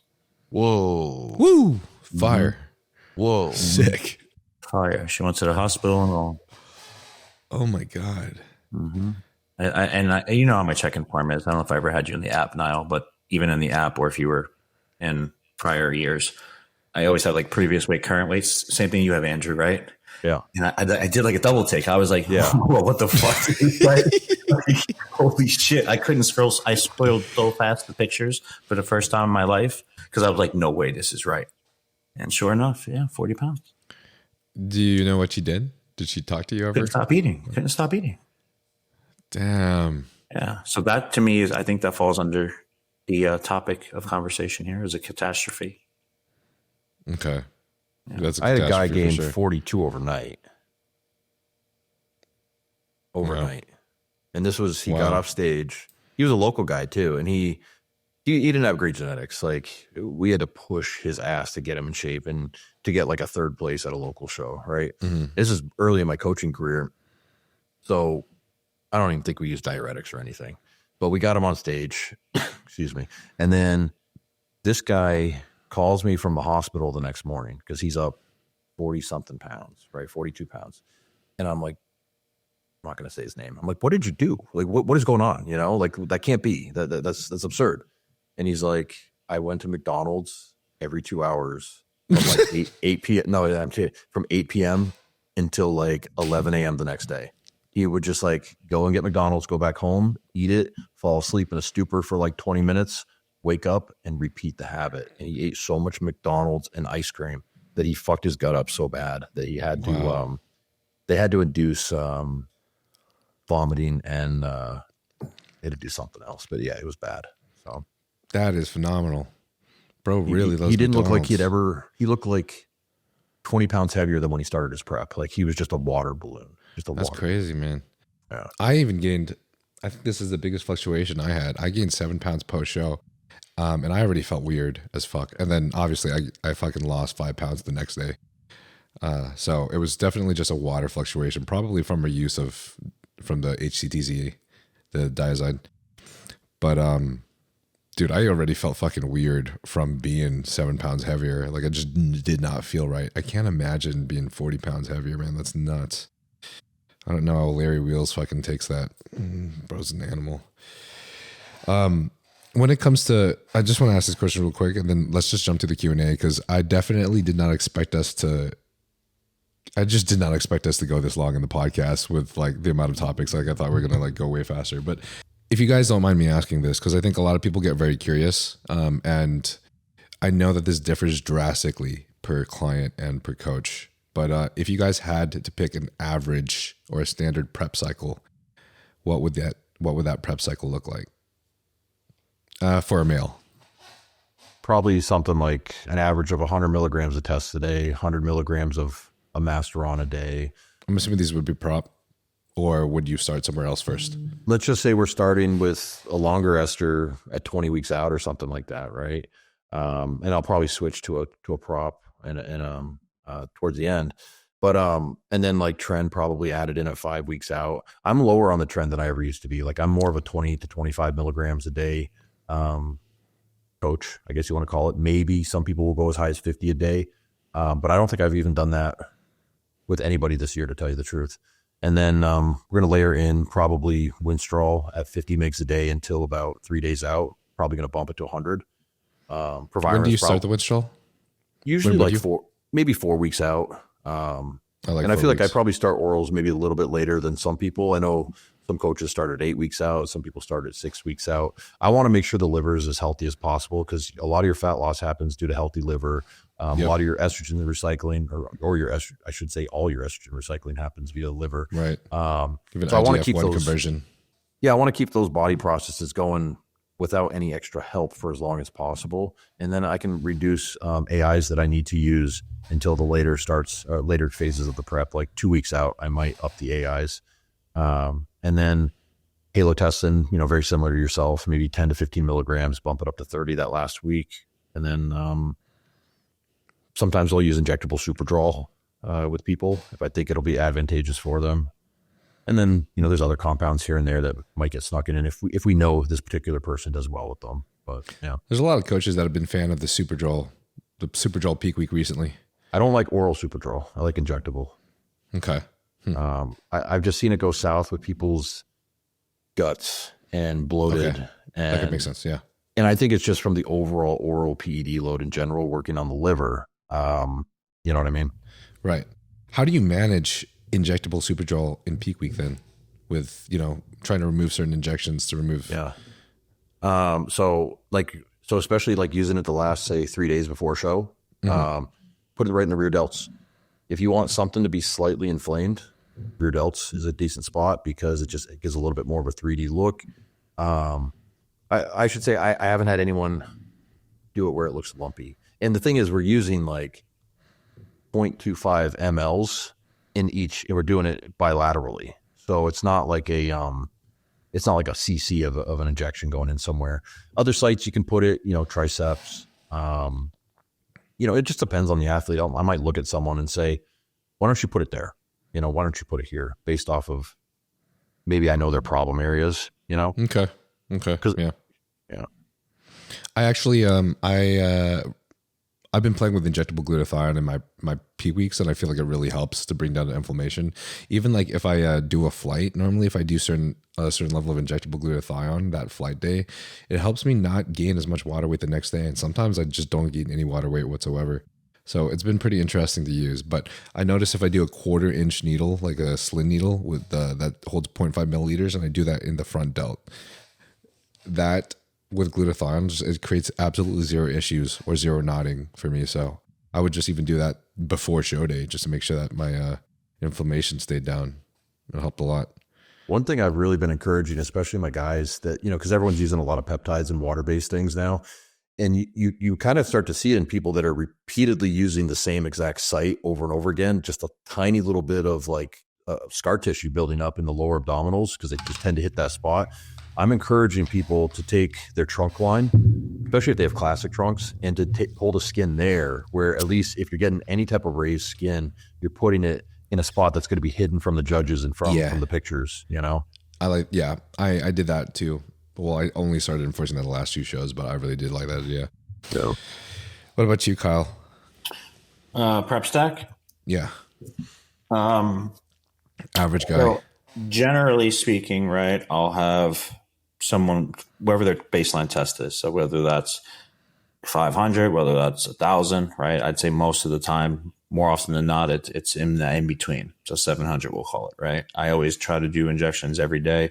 You do every other day for some people, depending on the ester, especially. It's not the most big deal in the world, as long as people know how to pin and they're competent. As far as with the compound, generally in the beginning of prep, let's just say they're using an equipoise or a primo. I'm not usually going to start them with test and mass or something like that. So let's just say it's MPP, equipoise, or primo. One of those three they're probably using, okay? In terms of from there, with that dose, primo, I'm usually not running lower than 400 milligrams a week. I think it's one of those drugs that need to be a little bit higher. MPP, again, maybe I'll probably start someone at 250 a week, but I'll probably titrate that up to 350, 400, maybe even 450, depending on the person. At some point, you have to just consider needing an AI of some sort, especially if you don't have, some people utilize Mastron as an AI. My reason to use Mastron is not because I want it to be an AI. You know what I'm saying? But as far as there's no orals generally in play. If I was starting out a prep, occasionally I'll start with some Clen. I don't know if Andrew, I don't think you said that, but sometimes we'll put Clen in to kind of get boost and get people moving. That would be the only oral, so to speak. I rather not start someone in prep with any type of thyroid medication, unless there's, significant growth hormone usage or a baseline of their lab work where they're just not having as much synthesis as they need, right? When it comes to their thyroid. From there, generally at 10 out is when I'll probably switch potentially to maybe Mastron. I don't put it in before 10 out. It doesn't really make much sense to me. The earliest I'll ever put Tren in is 8 weeks out. Usually, as Andrew touched on, I'll put it in even closer, 6 or 4 weeks out, if I even use it at all. First timers, I'm usually not using it, and I don't think it's needed. As far as dosages, I'm lower than ever. I'll start it at 10 milligrams a day. I see results from it, no side effects. Cool. And I'll slowly titrate that up. Back in the day, I don't want to say it's a mistake. It was just common practice to kind of start Tren at like 50 every other day minimum. And run that up to 700 a week. There's guys I know that took double that, 1400 a week, right? They would just crank it and crank it. I don't really I never saw a benefit from it. Let's just say from some personal experience. Okay. And then as far as orals, Winstrol is probably the last oral that goes in aside from Halo if we're using that. Halo, I'll even use like 5 days out, at most 2 weeks out, maybe for a really big time competitor, 3 weeks out. But again, that's very liver toxic. So when you start to impact the liver, you start to impact your organs, you have to consider the peaking process and what that's going to look like and the impact that's going to have, right? Other orals, what do we have? Proviron. I like Proviron. I've always liked it. Seems like Patrick likes it too. I'll use that at 10 out. Start that very low, 25 milligrams. What do you feel like is a lot of coaches use Proviron in prep? Like, what is the reasoning behind that aside from feel like a lot. Free test, SHBG? From a cosmetic standpoint, I always thought it was a little bit harder. It's going to free up testosterone as well, right? It's going to bound up anything that's bound up. I've always noticed a difference. You put Proviron in, I don't really. If you're super lean, you want to use an experiment, put Proviron in and tell me that you don't look a little different after a week. Grainy, just grainier. For sure. So I think contrary to what you're saying, I feel like a lot of people don't like Proviron. But you're saying, well, he's Patrick. It's good to know because I had no idea. He uses it. So again, it's like, I like it too. Cool. Andrew. I always feel like a lot of people don't. It's just like, I don't know. It's not very toxic. It's just it's not. I like Proviron. There's more benefits to this aside from what you're paying for it, I guess. Yeah. As far as Anavar, if I'm going to use that, again, I'll start that anywhere from 8 to 10 out. I would then take it out when I put Winstrol in for the most part. Even if I'm doing for ladies, if they're switching, I usually don't have both in unless it's like a fullness thing and I want to keep it in. Again, I just try to consider the total load, what that looks like. And toward the end, the only thing that's in usually the last week, well, I'm usually pulling most injectables. I'm not, unless the person has absolutely zero signs of any type of inflammation or issues, I'll pull it a week out. And most of the time, despite maybe losing a little fullness, you always see people just look a lot better, a lot tighter. They drop water right away just from having things out. And then I'll ramp the orals up toward the end. Gotcha. Cool. Awesome. Yeah.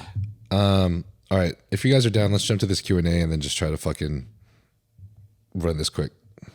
Did I miss anything, Andrew? I don't think so. I think between the two of us, we covered all the prep stuff. We didn't talk about growth. I don't. I mean, from a growth standpoint, that's like a constant. What approach do you guys normally take with the growth hormone, and like how often do you inject it per day, per week? Vial a day keeps the doctor at bay. It's so all over the map, right? I mean, Yeah. Some people I pull it 3 weeks out. Some people, if I'm thinking it's hurting their look, meaning it's obstructing what I'm seeing in terms of conditioning, I'm like, we're not using growth for this prep. Like, there's no drug that you have to use, right? So, no. So yeah, I mean, some people, like, I used to run it right through the show. I used to GH load the night before a show. You know, I do the GH load, bro. Yeah, my boy Mike, the one who owns APR, he was talking about how John Meadows used to do like a vial of Serostim right before his show instead of doing a crazy. Oh, dude, that was no. He used to do a bottle of either 2 bottles of Ceros or a 36 unit bottle of Sizin or what's the other one? Mm-hmm. Yeah, Eli Lilly. So for him though, so this was something. I'll say we started with him because he was the first one that did it, and we were talking about him doing it, and like, because he knew he turned pro as a master's guy, winning a heavyweight class at like 229, right? Peeled out of his mind. Are you talking about John? John, yeah. Okay. So how the heck is he going to make 212, right? And how is he not going to look flat as a pancake when he does it? Because I tell this people all the time, when John starts a prep, he's already in better shape than most of you will be when you get on stage. Okay. He's already that lean to start a prep. All right. Mm-hmm. So he's already super lean. He would get down to 212 for about 5 minutes. Okay. He'd barely make weight, sauna, all that stuff. But he hadn't eaten in like 2 days to do that. Right. So he would do 18 to 36 units of GH to help get that fullness back. He'd have a nice free meal, or he'd go get a quick pump workout, have a nice free meal afterwards, usually burger and fries or something like that. And then you do 2 bottles of Serostim or 36 units of GH before bed, sometimes another 18 units when he woke up in the morning. So then we started taking that idea and be like, okay, I'm a tall, lanky fuck. Like, and GH makes my physique look a lot better. I don't really hold a lot of water on it. So you feel like fullness, you're just tighter. Like the pressure for the muscle between the skin, like everything. It actually improves. Wow. Big time. That like is I so look cool. like a bodybuilder when I take lots of GH. If I don't, I look like a men's physique guy, basically. Okay. So, for me, no hit to men's physique. What's that? It's a no hit to men's physique or anything. I mean, dude, men's physique guys today are out of this friggin' world. Like the pro guys are out of this world muscularity wise. Mm-hmm. I think if you want to look like someone, a men's physique guy walking around with his shirt off is fucking amazing. No homo. But what I would say is, yeah. So what I would do is I would do the same thing. I'd be using a bottle of Serostim a day, usually like a month out from a show, and then I'd take 2 bottles, usually one in the morning, one at night the night before the show, and that would help me have really good fullness going on stage. It's not something everybody can do. Okay. So like the caveat is be friggin' peeled and have the type of body type that does not hold water, that you respond really well to using GH. And that's not everybody. Gotcha. Have you ever experimented with that, Kyle? I have never loaded with growth the night before. Part of me is it's a risk potentially, right? So I would have to be a guinea pig myself, and I always pride myself on never having someone do something that I didn't do. Obviously, there's anomalies and things you just have to try sometimes to find out if it works or if it doesn't. And even there's a win-win either way. You learn something, right? But as far as from a growth thing, just what Andrew said, I think for some people, I'll have them run it the day before the show. If it doesn't look like it's affecting them, they're still dry, tight, they have fullness, awesome. And then there's other people, I'm pulling that shit a week out for sure. Okay. Just curious though, have you or John, any of you guys ever experienced like, I know you guys are drying out before the show, before you do this, this GH load, but have you ever felt any like, what is it fucking called? Like a demon, like what is it? Tendonitis or no? Is it carpal tunnel? Carpal tunnel and shit from a 36 IU load? No, so I only got the carpal tunnel like symptoms deep in the off season when I was eating a lot of food and heavy body weight. And so, but here's the thing, like people will complain about it. I never complained about side effects like that because it's like, okay, it tells me my shit's real and it's working. You know what I mean? Like I'm okay with a little bit of that uncomfortable side effect that's not hurting me internally. Knowing that I have legitimate product, I guess. I feel that. Okay, but I never got it from like when you're super lean and insulin sensitive. I never got the carpal tunnel, any of that. Gotcha. Okay. If you feel like any of the medications that we spoke about today may benefit you, such as BPC 157, GH secretagogues such as Tesamorelin, IGF1, oxandrolone troche, Semaglutide, then you can obtain these from Tren and HRT, and the link for that will be in the bio. If you feel like you're experiencing symptoms of low testosterone, such as depression, anxiety, lack of motivation, as well as lack of sex drive, then you can get this checked out as well by getting your blood work done at Transcend, and they will provide you expert medical analysis. Transcend HRT has worked with many professional bodybuilders and pro athletes, such as Thor Bjornsson, Phil Heath, and Jeremy Buendia. And if you feel like this podcast has any relevancy to you, I do believe that this clinic will provide of great benefit to you as well. That's how I know that I'm just like, if you're eating so much that you can't train well because you're so fucking full, that's just how you know in the off season. I'm going to just like either manage that better or just tune it down a little bit. That's what I feel like. That, bro. Yeah, poor Kyle over here. Crack that 3,000 calories. Yep. Oh, shit. Big win. Oh, fuck. Anyways, also, by the way, guys, if you can't tell, these guys are super fucking straightforward, and we'll just tell you the info straight up. So there's no fucking fake talking here. It's real. So I recommend y'all following their podcast for sure. A lot of the questions, too, are just like excited about the collab. Also, Mike, the Fit executive, he says he's so excited. Love Andrew. Oh, Mike, he's a really good coach himself. He's got a lot of good guys, right? Mike from APR Health Solutions. I think. Do I know? I might be thinking of. I don't even know if Mike coaches, to be honest. Oh, I might. Okay, I might be getting. Well, anyway. Hey, Mike. Yeah. Yeah, he owns a peptide company that's pretty amazing.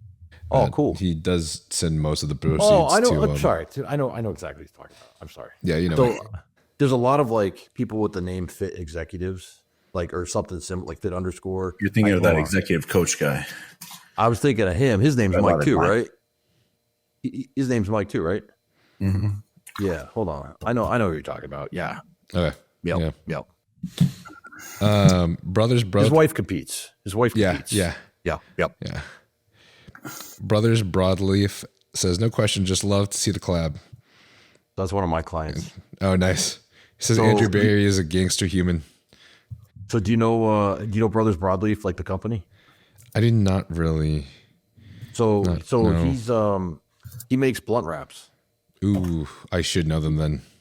Dude, check out his site, man. Like they sell out very quick, but he's an entrepreneur. His dad and family own JC Newman, one of the largest cigar companies in the world. And then him and his brother had this offshoot idea because they're into the THC, and he makes these really cool blunt wraps and whatnot. So, and he's a content guy. He's got a huge following on YouTube. That's cool. Okay, awesome. All right, there's these two questions from two different people that are very similar. So I'll just ask them together. But Frankie Gutierrez asks when to increase food versus when to increase doses. I'll ask the second one after. When to increase food versus when to increase doses. So I think in the off season. Yeah, right. I'm always looking to increase food in the off season, right? But it's like, okay, if weight's been stagnant, then I'm probably going to make a food increase provided insulin sensitivity based off blood sugar looks good. You're not getting too fat, right? Mm-hmm. I would say doses is kind of different, right? Because we kind of have our cycle planned out in our head for what we're going to run. We might change the drug based off of side effects and maybe put a different compound in if you're like, hey, man, EQ is making me freaking crazy. I want to kill my wife or something. What do you think, Kyle? As far as compound-wise, sometimes I'll just up, again, depending on the person, I will titrate things up. If I know it's a person that's very adamant on taking drugs, I'll say, okay, weeks 1 to 3, days 1 to 20, this is the dose. Days 20 to 39, I'll bump it by 25 milligrams maybe. But at least they see, they're like, okay, I'm getting more, right? And that keeps them motivated. So cool, if it works like that. Food-wise, again, you don't need as much food as you think. And I'll say that often. And people sometimes are just like, my calories have been the same for 4 weeks. And it's like, okay, but you're stronger every week. There's nothing wrong with that. It takes time to build tissue. You can only put on so much muscle. So again, yeah, I agree. If you're especially as you become more advanced. How often do you see guys on the Olympia stage 6 or 7 pounds heavier every year? You rarely see it. And the guys that come to mind are the Michael Jordans of bodybuilding. Mm-hmm. Yeah. I would say anytime that you're hitting a plateau, you increase food. If you're still increasing in progressive overloading and you're training and everything, then things are good. But if you look like your body composition is starting to just gain a higher percentage of fat and your training isn't going as up, especially, then that's probably a time when you want to increase the dose. And then continue on with those based off of how your training and your body composition is changing. It's my personal opinion. I think it's pretty on point with y'all's too. And I guess that already answers the second question, which Zach Active asks the best strategies for titrating up dosages. I guess you guys have any strategies that you think of that are different than what we already talked about? Well, so maybe I'm going to layer orals in. Maybe I have, for 3 weeks after the first initial 4 weeks of the cycle, we're going to run some Anadrol or something like that. We're going to pull it in and out. But yeah, I mean, it's kind of like Kyle said, it's more like kind of dangling the carrot, I guess. If someone wants to take a lot of drugs, then maybe what that set point of what you want to run with them is, and you start lower than that, and then you just incrementally have it written out that you're going to increase the cycle, right? Okay. That makes sense to me. Another strategy I would say from a dieting perspective, I'm not just always using carbs. I'm having days that are, for some people, they're sensitivity days, so maybe their off days really low. Other days, maybe their training days are higher, but their non-training days, the fats are a bit higher, right? So I'm giving the pancreas a little bit of a break. Again, insulin sensitivity is what we keep going back to, because I haven't really seen someone that is with a fasted insulin of 10 plus make a lot of improvements on a monthly basis. Usually at that point, there's insulin resistance present, and we need to address that. Cool. Gotcha. I forgot to mention also, another little disclaimer to what I said earlier about titrating up the dose if your training is not doing well and your composition is changing. Normally, I would say that titrating up the dose is your last resort. And first, if training isn't progressing, look at your recovery first. And if you're not recovering in time, then you have to manage your training volume and how you're training first. But if all of that is, managed and you're still not progressing, then that's when I say like the final solution is increasing the dose. Something I really like John Jewett saying just straight up, which I think would differ per person. Like I've never increased the next year by a whole 25%, but he says normally he aims for around a 25% increase in total gear load from the previous off season if someone wants to make about the same level of progress. Like the same level of, like, say they would gain 7 pounds before. Normally he would shoot for somewhere around that for about like 7 pounds again in the same off season, the same amount of time. I'll differ on that a little bit, because I feel like kind of like the law of diminishing returns. The further along you get in your muscle mass accrual, the harder it typically is to continue to make similar progress, right? Yeah. I feel like everyone has a really good one off season where they made 12 to 15 pounds of muscle. That probably is never going to happen again, unless you were doing something so completely wrong before that, Yeah. I mean, I think it's always going to slowly decrease over time. I think we were trying to pick like an approximate percentage for someone to try to match the same rate of growth, but I think obviously it's going to differ drastically per person. I don't know if I really agree with that, because I feel like it depends if the person dieted down, if they're rebounding, if they had a lot of time off, how their training is. The reality is with all of literature out there, no one takes bodybuilders as the test subjects, because no one is going to control their life like that. So you take, I saw a study the other day, it's like, I think they were using like Folate, and they use a 180-pound test subject. Why are we using a 180-pound test subject? Use a guy that's 250 fucking pounds and tell me it works. Then I'll be interested in using the product. Don't take a middleweight that's easy to put muscle on. So I think what's the renowned theme here with gear, all of these guys, John included, have banged high doses at one point. And now, looking back, they take less now, right? So in theory, if they took so much before and now they're even better taking less, that kind of contradicts what unless John is trying to say you take a 20-year-old kid who's starting a cycle and you start him at an average PED load of 350 milligrams a week, and then he puts on X amount of pounds of muscle, and you're saying, okay, your next off season, we're going to increase that load 25%. So from 350 milligrams, we're going to bump it up. What is that? To like 480 milligrams from that?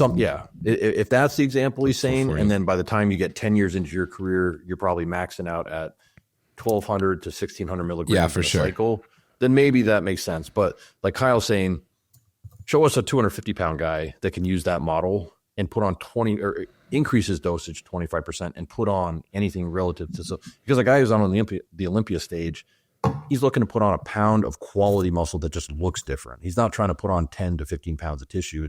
If he does, it probably doesn't look very good. Yeah. His waist is probably bigger than the musculature that he's added, you know? Yeah.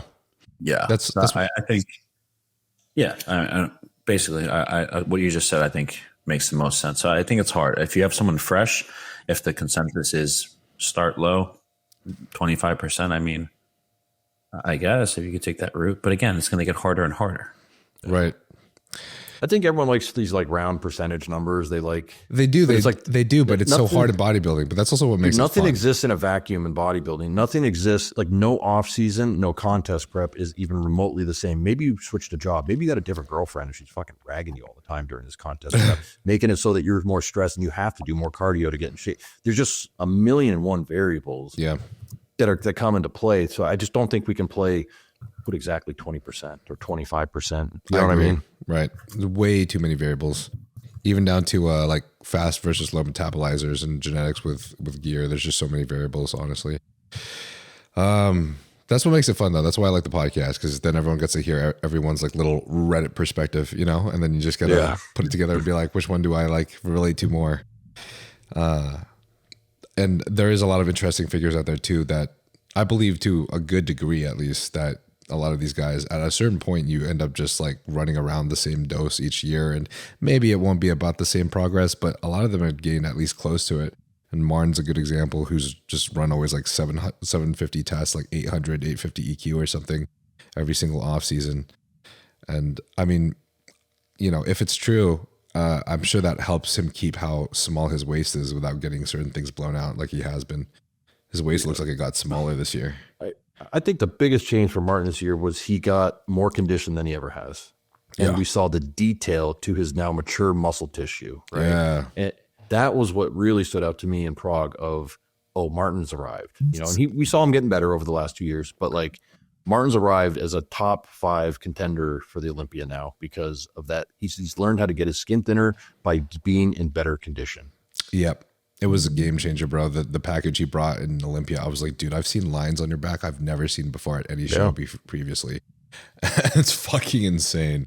So I'm very proud of him, very happy for him. And they really did the hard work. Like if you listen to the podcast, man, bro is fucking zero grams of carbs.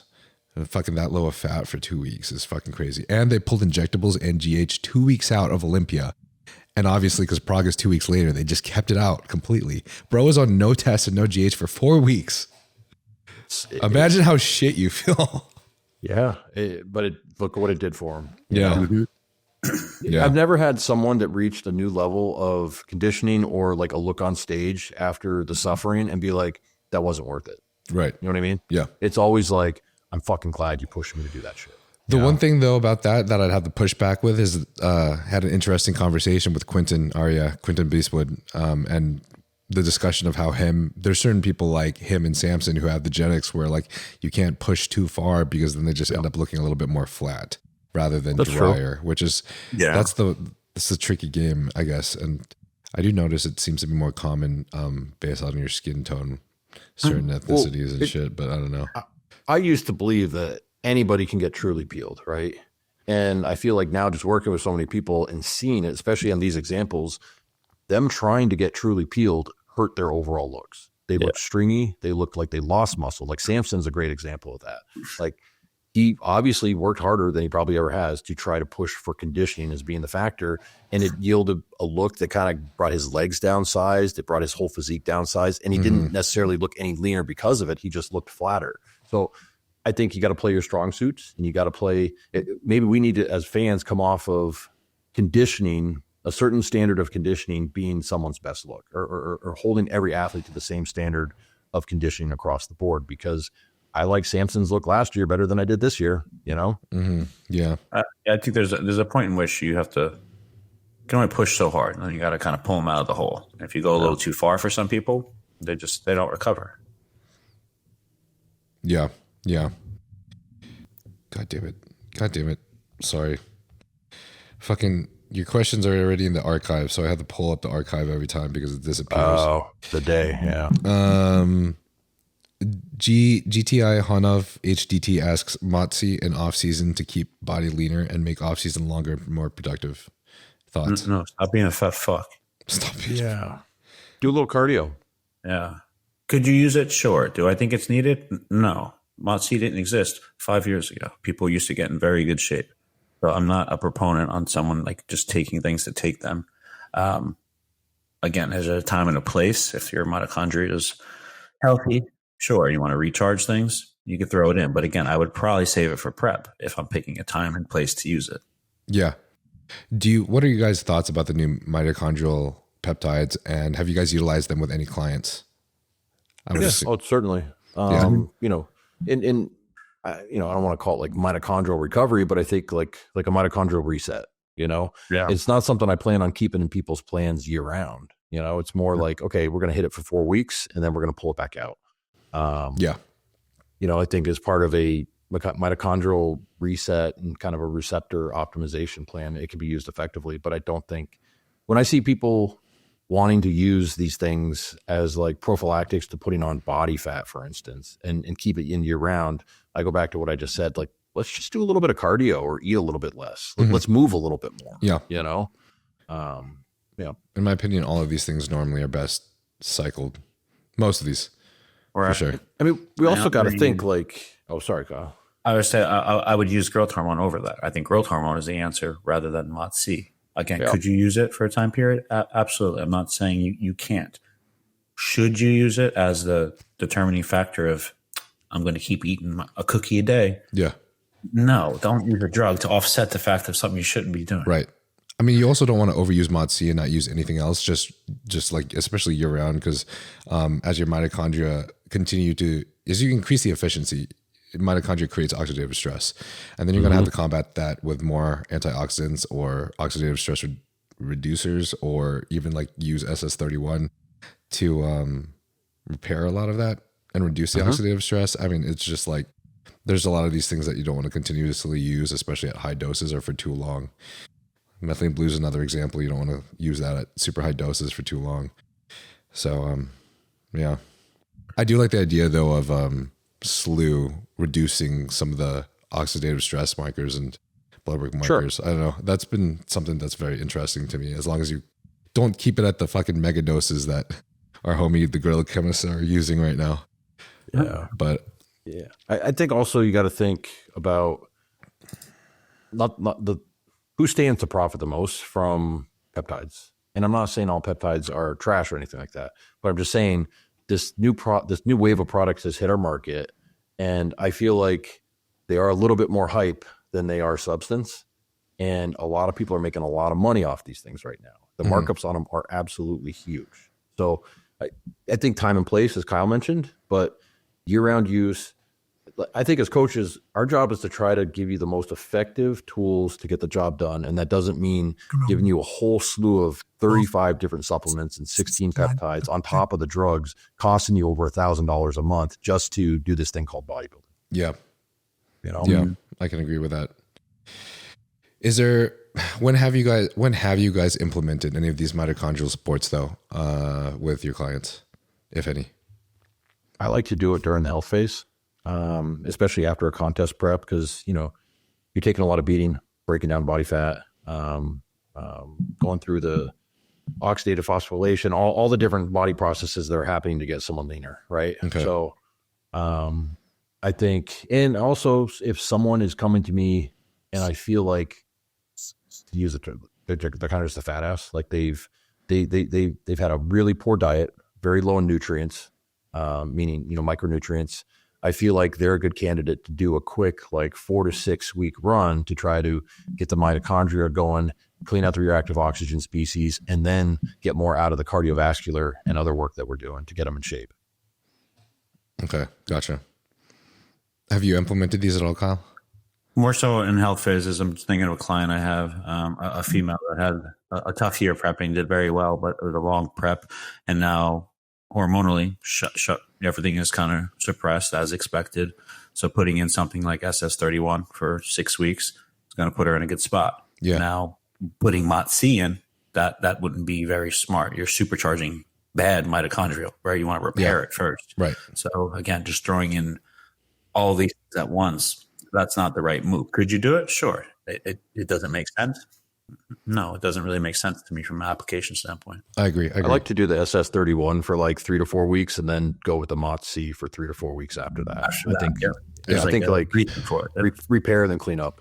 I have recommendations for everyone from my personal experience and also discussing some things with some experienced people as well. If it gives you guys any, any ideas, but I like y'all's idea about using it for the health phase for sure, especially SS31. Clean that shit up. For me, I think I benefited from using, for example, SS31 for about 5 days prior to when, like at the very, very end of prep, say the last 3 weeks, 2 weeks, where you are just like at zero, just completely at zero. Then after using the SS31, I would throw in 5-amino and MOTS-C. 5-amino kind of helps you continue to push the body fat a little bit. And the MOTS-C just honestly really helped with like me not feeling like I was just going to die every day. That was just purely the main point of MOTS-C was so I could still live life normally with people, where I could like engage with people and still have some kind of sort of energy, but I'm still pushing the same diet, still doing the same cardio, still doing everything. So it just kind of makes it so you don't kill your wife or something, or you don't just like ruin your relationships or something like that. That's where I found that mostly helpful. And that's about it, honestly. I think those are the best 2 times. So health phase and then toward the tail end of prep inside 8 weeks out, once you're sub 10% body fat, then put it in. Don't put it in at 20 weeks out. Yeah. Don't start your prep with it. Don't rely on it. I agree too. There's a lot of questions. Justin Jennings, coach, says, pump for the collab. Would love to hear their worst experience coaching a client. We got probably 100 of these. I mean, this one's weird, but like years ago, I had this one woman who was like obese, and like my thing said, for general pop people, check in clothing that you're comfortable in. Okay. This woman was checking in completely butt ass naked. Like, so I sent her back a message the first week. I'm like, hey, can you just put on like a bikini or something you're comfortable in? She ignored it. Did it again the following week. And I'm like, ma'am, can you please put on some clothing, something you're comfortable in?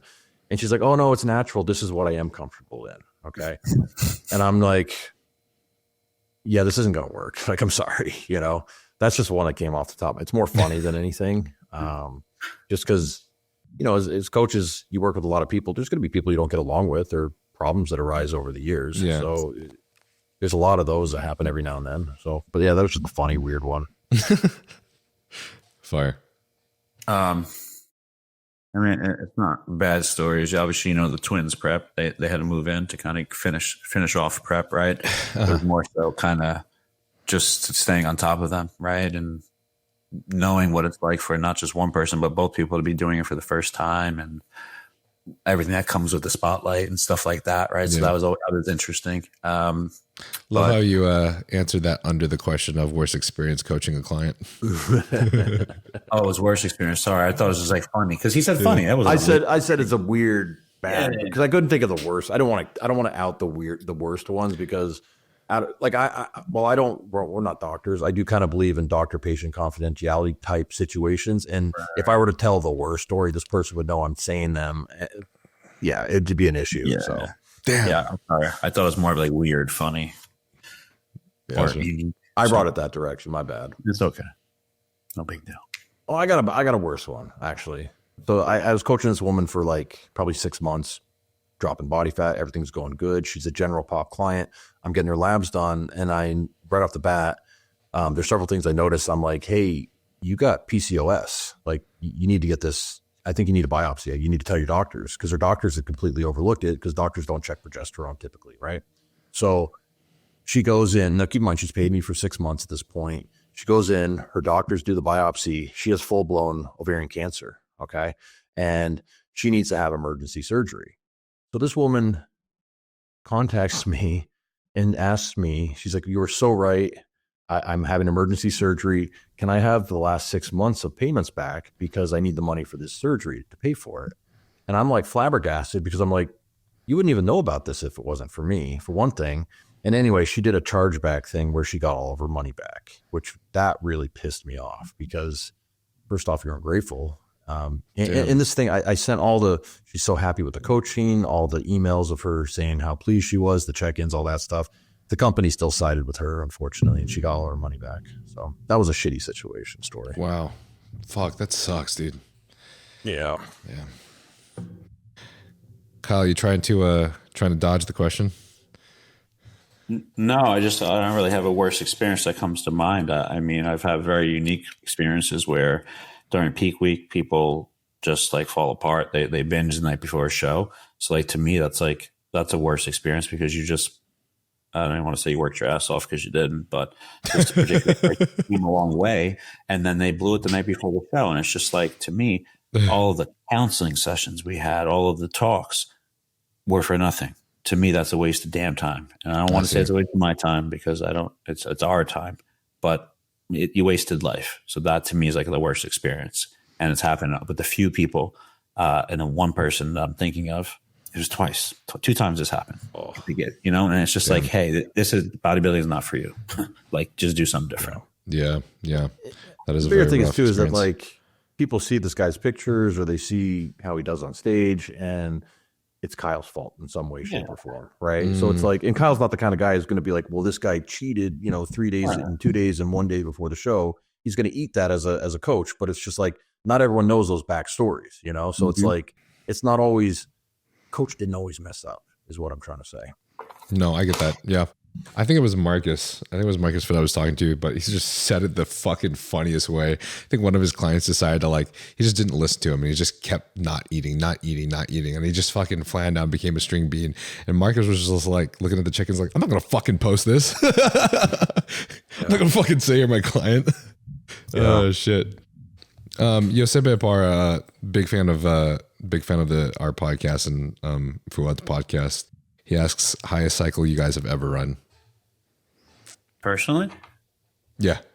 Tell us. Go ahead, Kyle. I mean, which one? The one we just had our podcast with Chris yesterday. It was released, so you guys could check it out.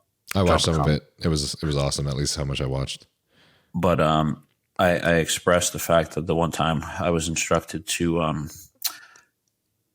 for 4 weeks, right? Each week was a different compound, but it was a full vial. So the first week, it was 10 days at a time. So the first 10 days, I took a CC test every day. The next 10 days, CC a deck every day. Next 10 days, CC of Tren. Next 10 days, CC of Mast. Okay? And that was my 40-day cycle. Right. So to me, that's pretty hefty. Aside from that, also my first ever prep, I had Boston Lloyd giving me some advice. Oh, shit. My doses were a little high. Okay. they were a bit high, and there were a lot of compounds and every drug you can think of, including DNP. Holy shit. Yeah. So that I learned right away that I don't think I respond that way. Fuck. Holy fuck. I'm so curious what the doses are. I go over it in the one podcast. Yeah, we go over it in detail. But I literally was reading. I spent 30 minutes reading. We went over line by line because there were changes like every 2 weeks. It was like up and up. High level, it was like 350 tests every other day. 200 EQ every other day. Crazy. Like 100 Tren every other day. It was pretty fucking high, dude. Sometimes I see some of these crazy complex cycles where people are changing shit like every 2 weeks and whatever. And I'm just like, I feel like these are just not necessary sometimes. I know people are trying to get all technical about it, but I don't know. Most Olympian coaches aren't giving shit like that. So I don't know. The Olympians are on stage not because of the drugs they take. They're on stage because of who their parents were. You know what I mean? Genetics are the number one variable in our sport. I'm going to beat that, dude.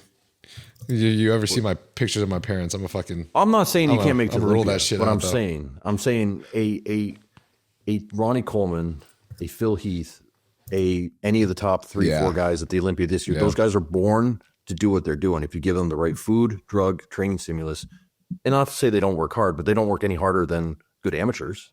They don't work any harder than other decent pros that'll never make to that stage. Maybe Ronnie Coleman does, but yeah. I don't think so. I mean, I don't think he worked any harder. He's just a lot stronger, and he responded to the training a lot better than you or I or anyone else that got on that stage. Yeah. You know what I mean? Yeah. I don't think it's a genetics. You know what I'm saying?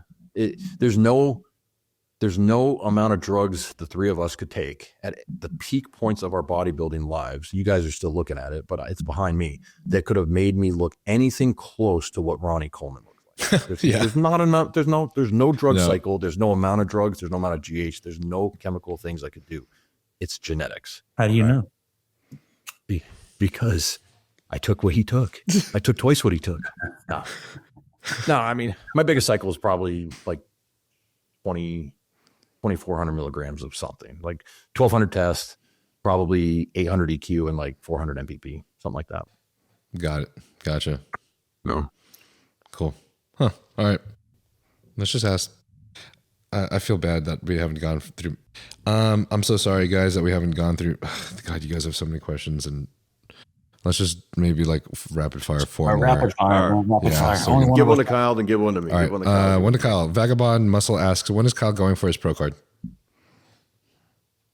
Fucking hate this question. I don't know. It depends on life, man. Do I believe I could turn pro? Yes. Do I think it's worth the sacrifices and business endeavors or ventures I have? I'm not sure. So The goal in a perfect world, you'll see me up there soon, but I know I need 15 pounds of tissue. So, Andrew and I are discussing how to put on 15 pounds of tissue and how much Serostim I need, and I'm gonna try. Nice. This is a fun one. Daniel Miran Danu Tikau, sorry brother. He asks, would Nick Walker and Patrick Tor be a good match? I mean, from my experience of just kind of sitting back and watching, I think if Nick can become a yes man and can fall in line and kind of get rid of any preconceived notions of maybe how he wants a prep to look or how it wants to go, and do all the little things like practice posing, practice abdominal control, those types of things, then yeah, I think, because from what I understand, Patrick is a very mature father figure type coach. And you can speak to that. And he gives you the plan, wants to see you succeed, and kind of like a father will give you the right amount of scolding, the right amount of discipline, I guess I should say, and the right amount of encouragement. And if Nick is ready for that opportunity, or that is open to that kind of coaching relationship and doesn't want to revert back to some of the things he's done in the past, I think, yeah, sure. Okay, cool. Yeah, I always took Nick as someone who just, like Kyle said, like back then, how he would just follow what the plan is.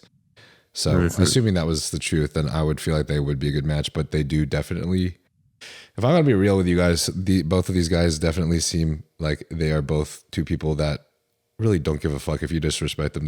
They don't care if they'll cut people off easy, super easy, for sure. I don't know, whatever. Andrew gave a nice professional answer. I appreciate it. I think, yeah. I mean, that was anybody that works with someone, you have to be coachable. We talked with Ian today. You have to have a certain level of respect, and at some point, when that becomes convoluted, or trust is lost, or people are in your ear, then you're going down the wrong path. And I get it. Like I said, from an athlete, I can only imagine the pressure, stuff like that. Sometimes you have to have someone to blame. Sometimes it's like, it just feels like you need a change to disconnect that bad experience, right? I can give you millions of reasons. At the end of the day, you still have to fall in line and do what you're told, and otherwise you're not part of the team. I feel like there's potential. You never know. Whatever. Daniel Miran, the same guy, asks, what do you think about low-dose GLPs in the off-season? Again, I'm not really in the reverse. Sure. In a prep, sure. Off season, no. Unless you're in a mini diet phase, I guess, and you're crushing someone's diet and they need it. Maybe a very, very, very low dose to get the most out of insulin sensitivity. Yeah. But I don't have people use Retta to quiet food noise. Okay. To me, I kind of think that's a little pussy in my mind. Like, I think, like, I want to know your hunger response. I want to know your hunger response, both dieting and post show. So, off season. So I feel like the benefits are insulin sensitivity. That's the number one thing that's the number one reason why I would ask someone to use it personally. Okay. If you're a guy, especially you're a pro, normally you're consuming a pretty decent level of protein, especially as prep goes. And I think motility is probably the most important factor when it comes to having a good physique, especially on stage. And I can tell you, my third show, I had a bigger waist than I did in my first show when I added the Winstrol in.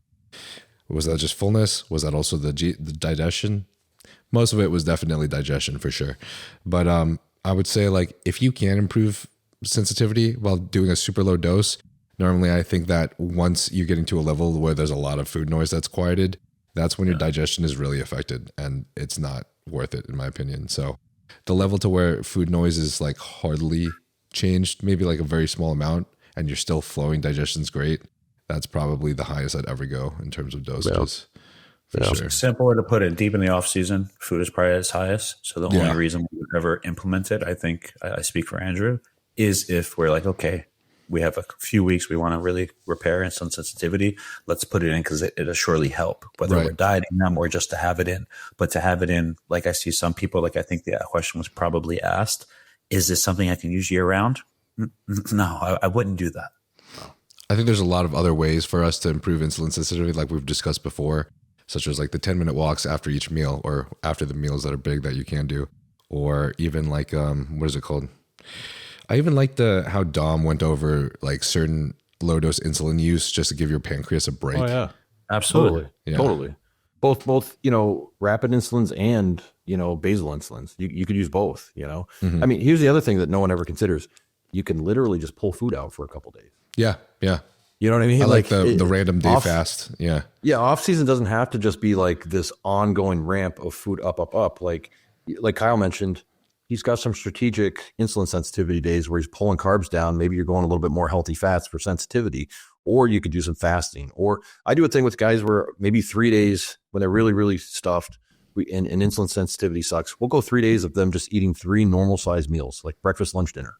And it does a great work for getting their appetite back on hand. And the first time they do it, they're like, oh my God, I feel guilty. I'm going to lose, X amount of weight. They lose 2 pounds. And guess what? They put it back on within 4 days. It's not like this zero sum game of like, oh, you missed out on these calories forever. Yep. Hey, what's up? Kev asks, have you or your clients ever had any success with IGF-1, LR3 or DES? Or is it just crap? 50-50 or maybe 70-30. 70-30 isn't too bad. 70-30 ain't too bad. It ain't bad, because there's some people that just don't see anything. Yeah. I don't know if I'm giving too much away, but I've been big on putting it in females tie-ins over the last year. Ooh. Yeah, so maybe I like that idea. Yeah, cut that out. Too many. Everyone's gonna start doing that. But that's funny. Honestly, I'm seeing some good results with it. With Des? Des, yeah, right after the workout. That's cool. Des, I like to use insulin, a little bit of insulin intra workout, and then I use Des right afterwards, and then GH either first thing in the morning or at night. And the combo is proving to be pretty effective. Yeah. Patrick had the exact same combo with me as well. And I loved it. And I got to be real. Everyone's asking me how I blew up my legs, and people are asking me like what Patrick did to blow up my legs. And if we're being real, the training is probably the biggest variable that changed. The training was vastly different. I didn't just train legs once a week, and I wasn't just blowing my load on barbell squats before I did the rest of my exercises like I used to. Volume was way higher, but I did use IGF-1 LR3 on leg days, and I just feel like I'd be lying if I said it didn't help, No. What was your timing with that? I think it was about the same as him. IGF-1 LR3 since it was LR3, because it's long, you know, you don't have to inject it both before and after the workout. So we just did it before the workout. Let's just wrap this up real quick. Mike Strongman 1 asks how to keep cholesterol down while blasting. How to keep your LDL cholesterol down? Is that kind of what we're asking here? Yeah, it's probably what he's really asking. He said cholesterol, but he probably means LDL more so. Yeah, I mean, you don't want to lower that HDL. That HDL is going to lower on its own, my friend. I mean, you want to choose healthy fats, but then, you know, supplementally, you know, berberine has a very small fat. Like I think there's a lot of little things you can add in, like berberine, beta-cytosterols. You can use red yeast rice with the monocalin K. But you only want to use that for like shorter blasts. You don't want to be using it long term because you will drive your CK up. What am I forgetting? Bergamot. Yeah, you already said citrus bergamot. Citrus bergamot, yeah. Yeah, citrus bergamot. So there's a lot of these little things that maybe do 1 to 2%. And maybe you can get a 10 to 15% reduction of what you would have been getting if you hadn't taken those things. Okay. Yep. I've been a big fan of using ezetimibe and then titrating up I take Carlson fish oil, which is in a bottle. So, you know, I have a less risk of having oxidized fish oils in the pills. Have that bottle and I'll use that as 10 grams of that. I'll use that as my fats throughout the day. Obviously, you don't want to really shove 10 grams at once because you might have some digestion issues there, some shitting. But yeah, like 10 grams of fish oil, ezetimibe, citrus bergamot throughout the day. There's been some Arjuna extract and nattokinase in the mornings fasted for blood pressure. And doing all of this has helped a lot. So blood pressure stayed down. And I just got my blood work done, and I think HDL was like 58, and then LDL was like 70 or 80 or something. You know what also helps? Cardio. Yes. Yeah. Thank you. I forgot to say that. The cardio definitely helps a lot for sure. Yeah. Yeah. Thank you. No problem. All right, let's just do one more question. Rapid fire. Go. Some of these are so... Eli Sanchez asks, when do you know it's a good time to use GH for the first time with somebody and insulin? When do you know is the first time? I think a few cycles. I would not put that in my first cycle ever. Looking back, I didn't. I'm glad I didn't. Mm-hmm. You have to be a little bit more experienced. Follow a diet. Don't just use insulin without following a diet. And that's, you know, I think a season or two of competing and then maybe put it in. What do you think, Andrew? I think you're dead on because, well, here's the thing. All these things are cards you can play, right? So why play every single card for your first 2-3 years competing? You know, see what you can get from PEDs and learning more about training and honing your diet in and making your rest better and all of your little habits that make you a better bodybuilder. Make those your foundation. And then, okay, you built a decent physique. Now add the GH. Now add the insulin because the GH is a lot more expensive. It's probably the most expensive drug other than Increlex that a bodybuilder can buy, right? So I think, I mean, too often do we see guys that are like, hey, I can afford GH, and they haven't even done one show yet. It's like, let's see if you like the lifestyle. Let's see how you respond to like testosterone, you know? Mm-hmm. Okay, cool. Awesome. This was an awesome podcast, by the way. I really appreciate you guys for coming on sincerely. And you guys are always being so real about everything, and everyone appreciates that more than anything for sure, because it really helps us get through this. And obviously people remember us and people remember you guys for helping them along the way. So it's a big thing. I ask every guest one last question at the end of every podcast, but if you were to disappear from the world tomorrow and you had one message you could send to the entire world today, what would the message be? You got to get deep at 10:30 at night, my man. Jeez.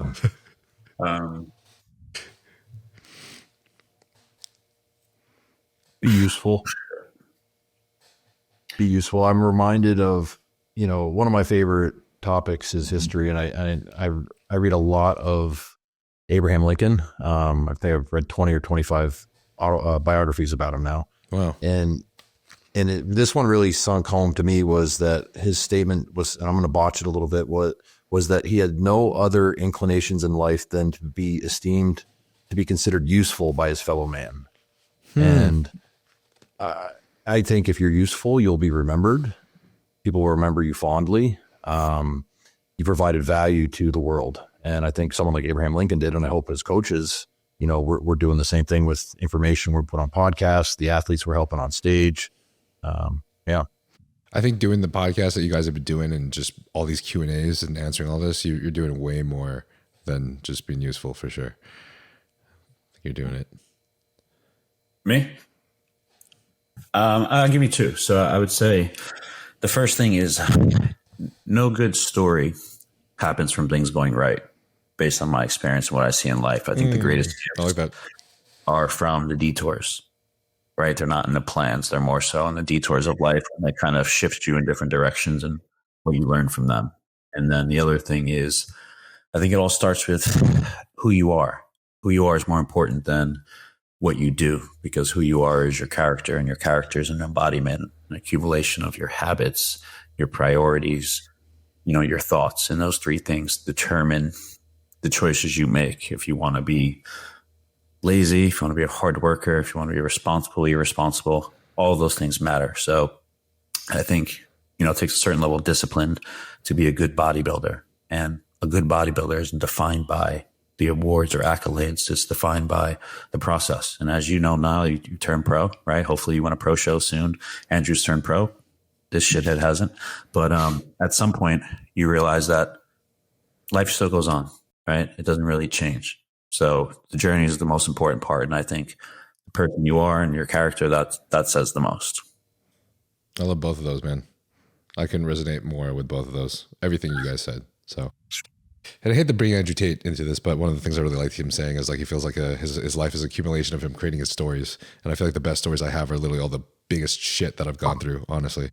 But that's what makes you an indestructible man. And that's what makes you an immovable fortress. And, it's fucking fun doing it along the way. So I appreciate y'all for being here again. And is there anything y'all would like to promote, or places that we should find you? You can just find me on my Instagram at Barry Swole, and please give us a like and subscribe on the Unwracked podcast. We definitely love the questions.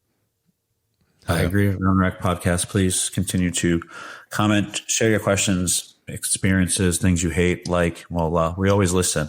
And then, my sponsors, Young LA and Accent Sledge, code SIR. There's a lot of Black Friday sales coming up. I know you guys might use Niall's code, but I think my code gives you a little bit more % off. So, oh, that's crazy. Just for this podcast.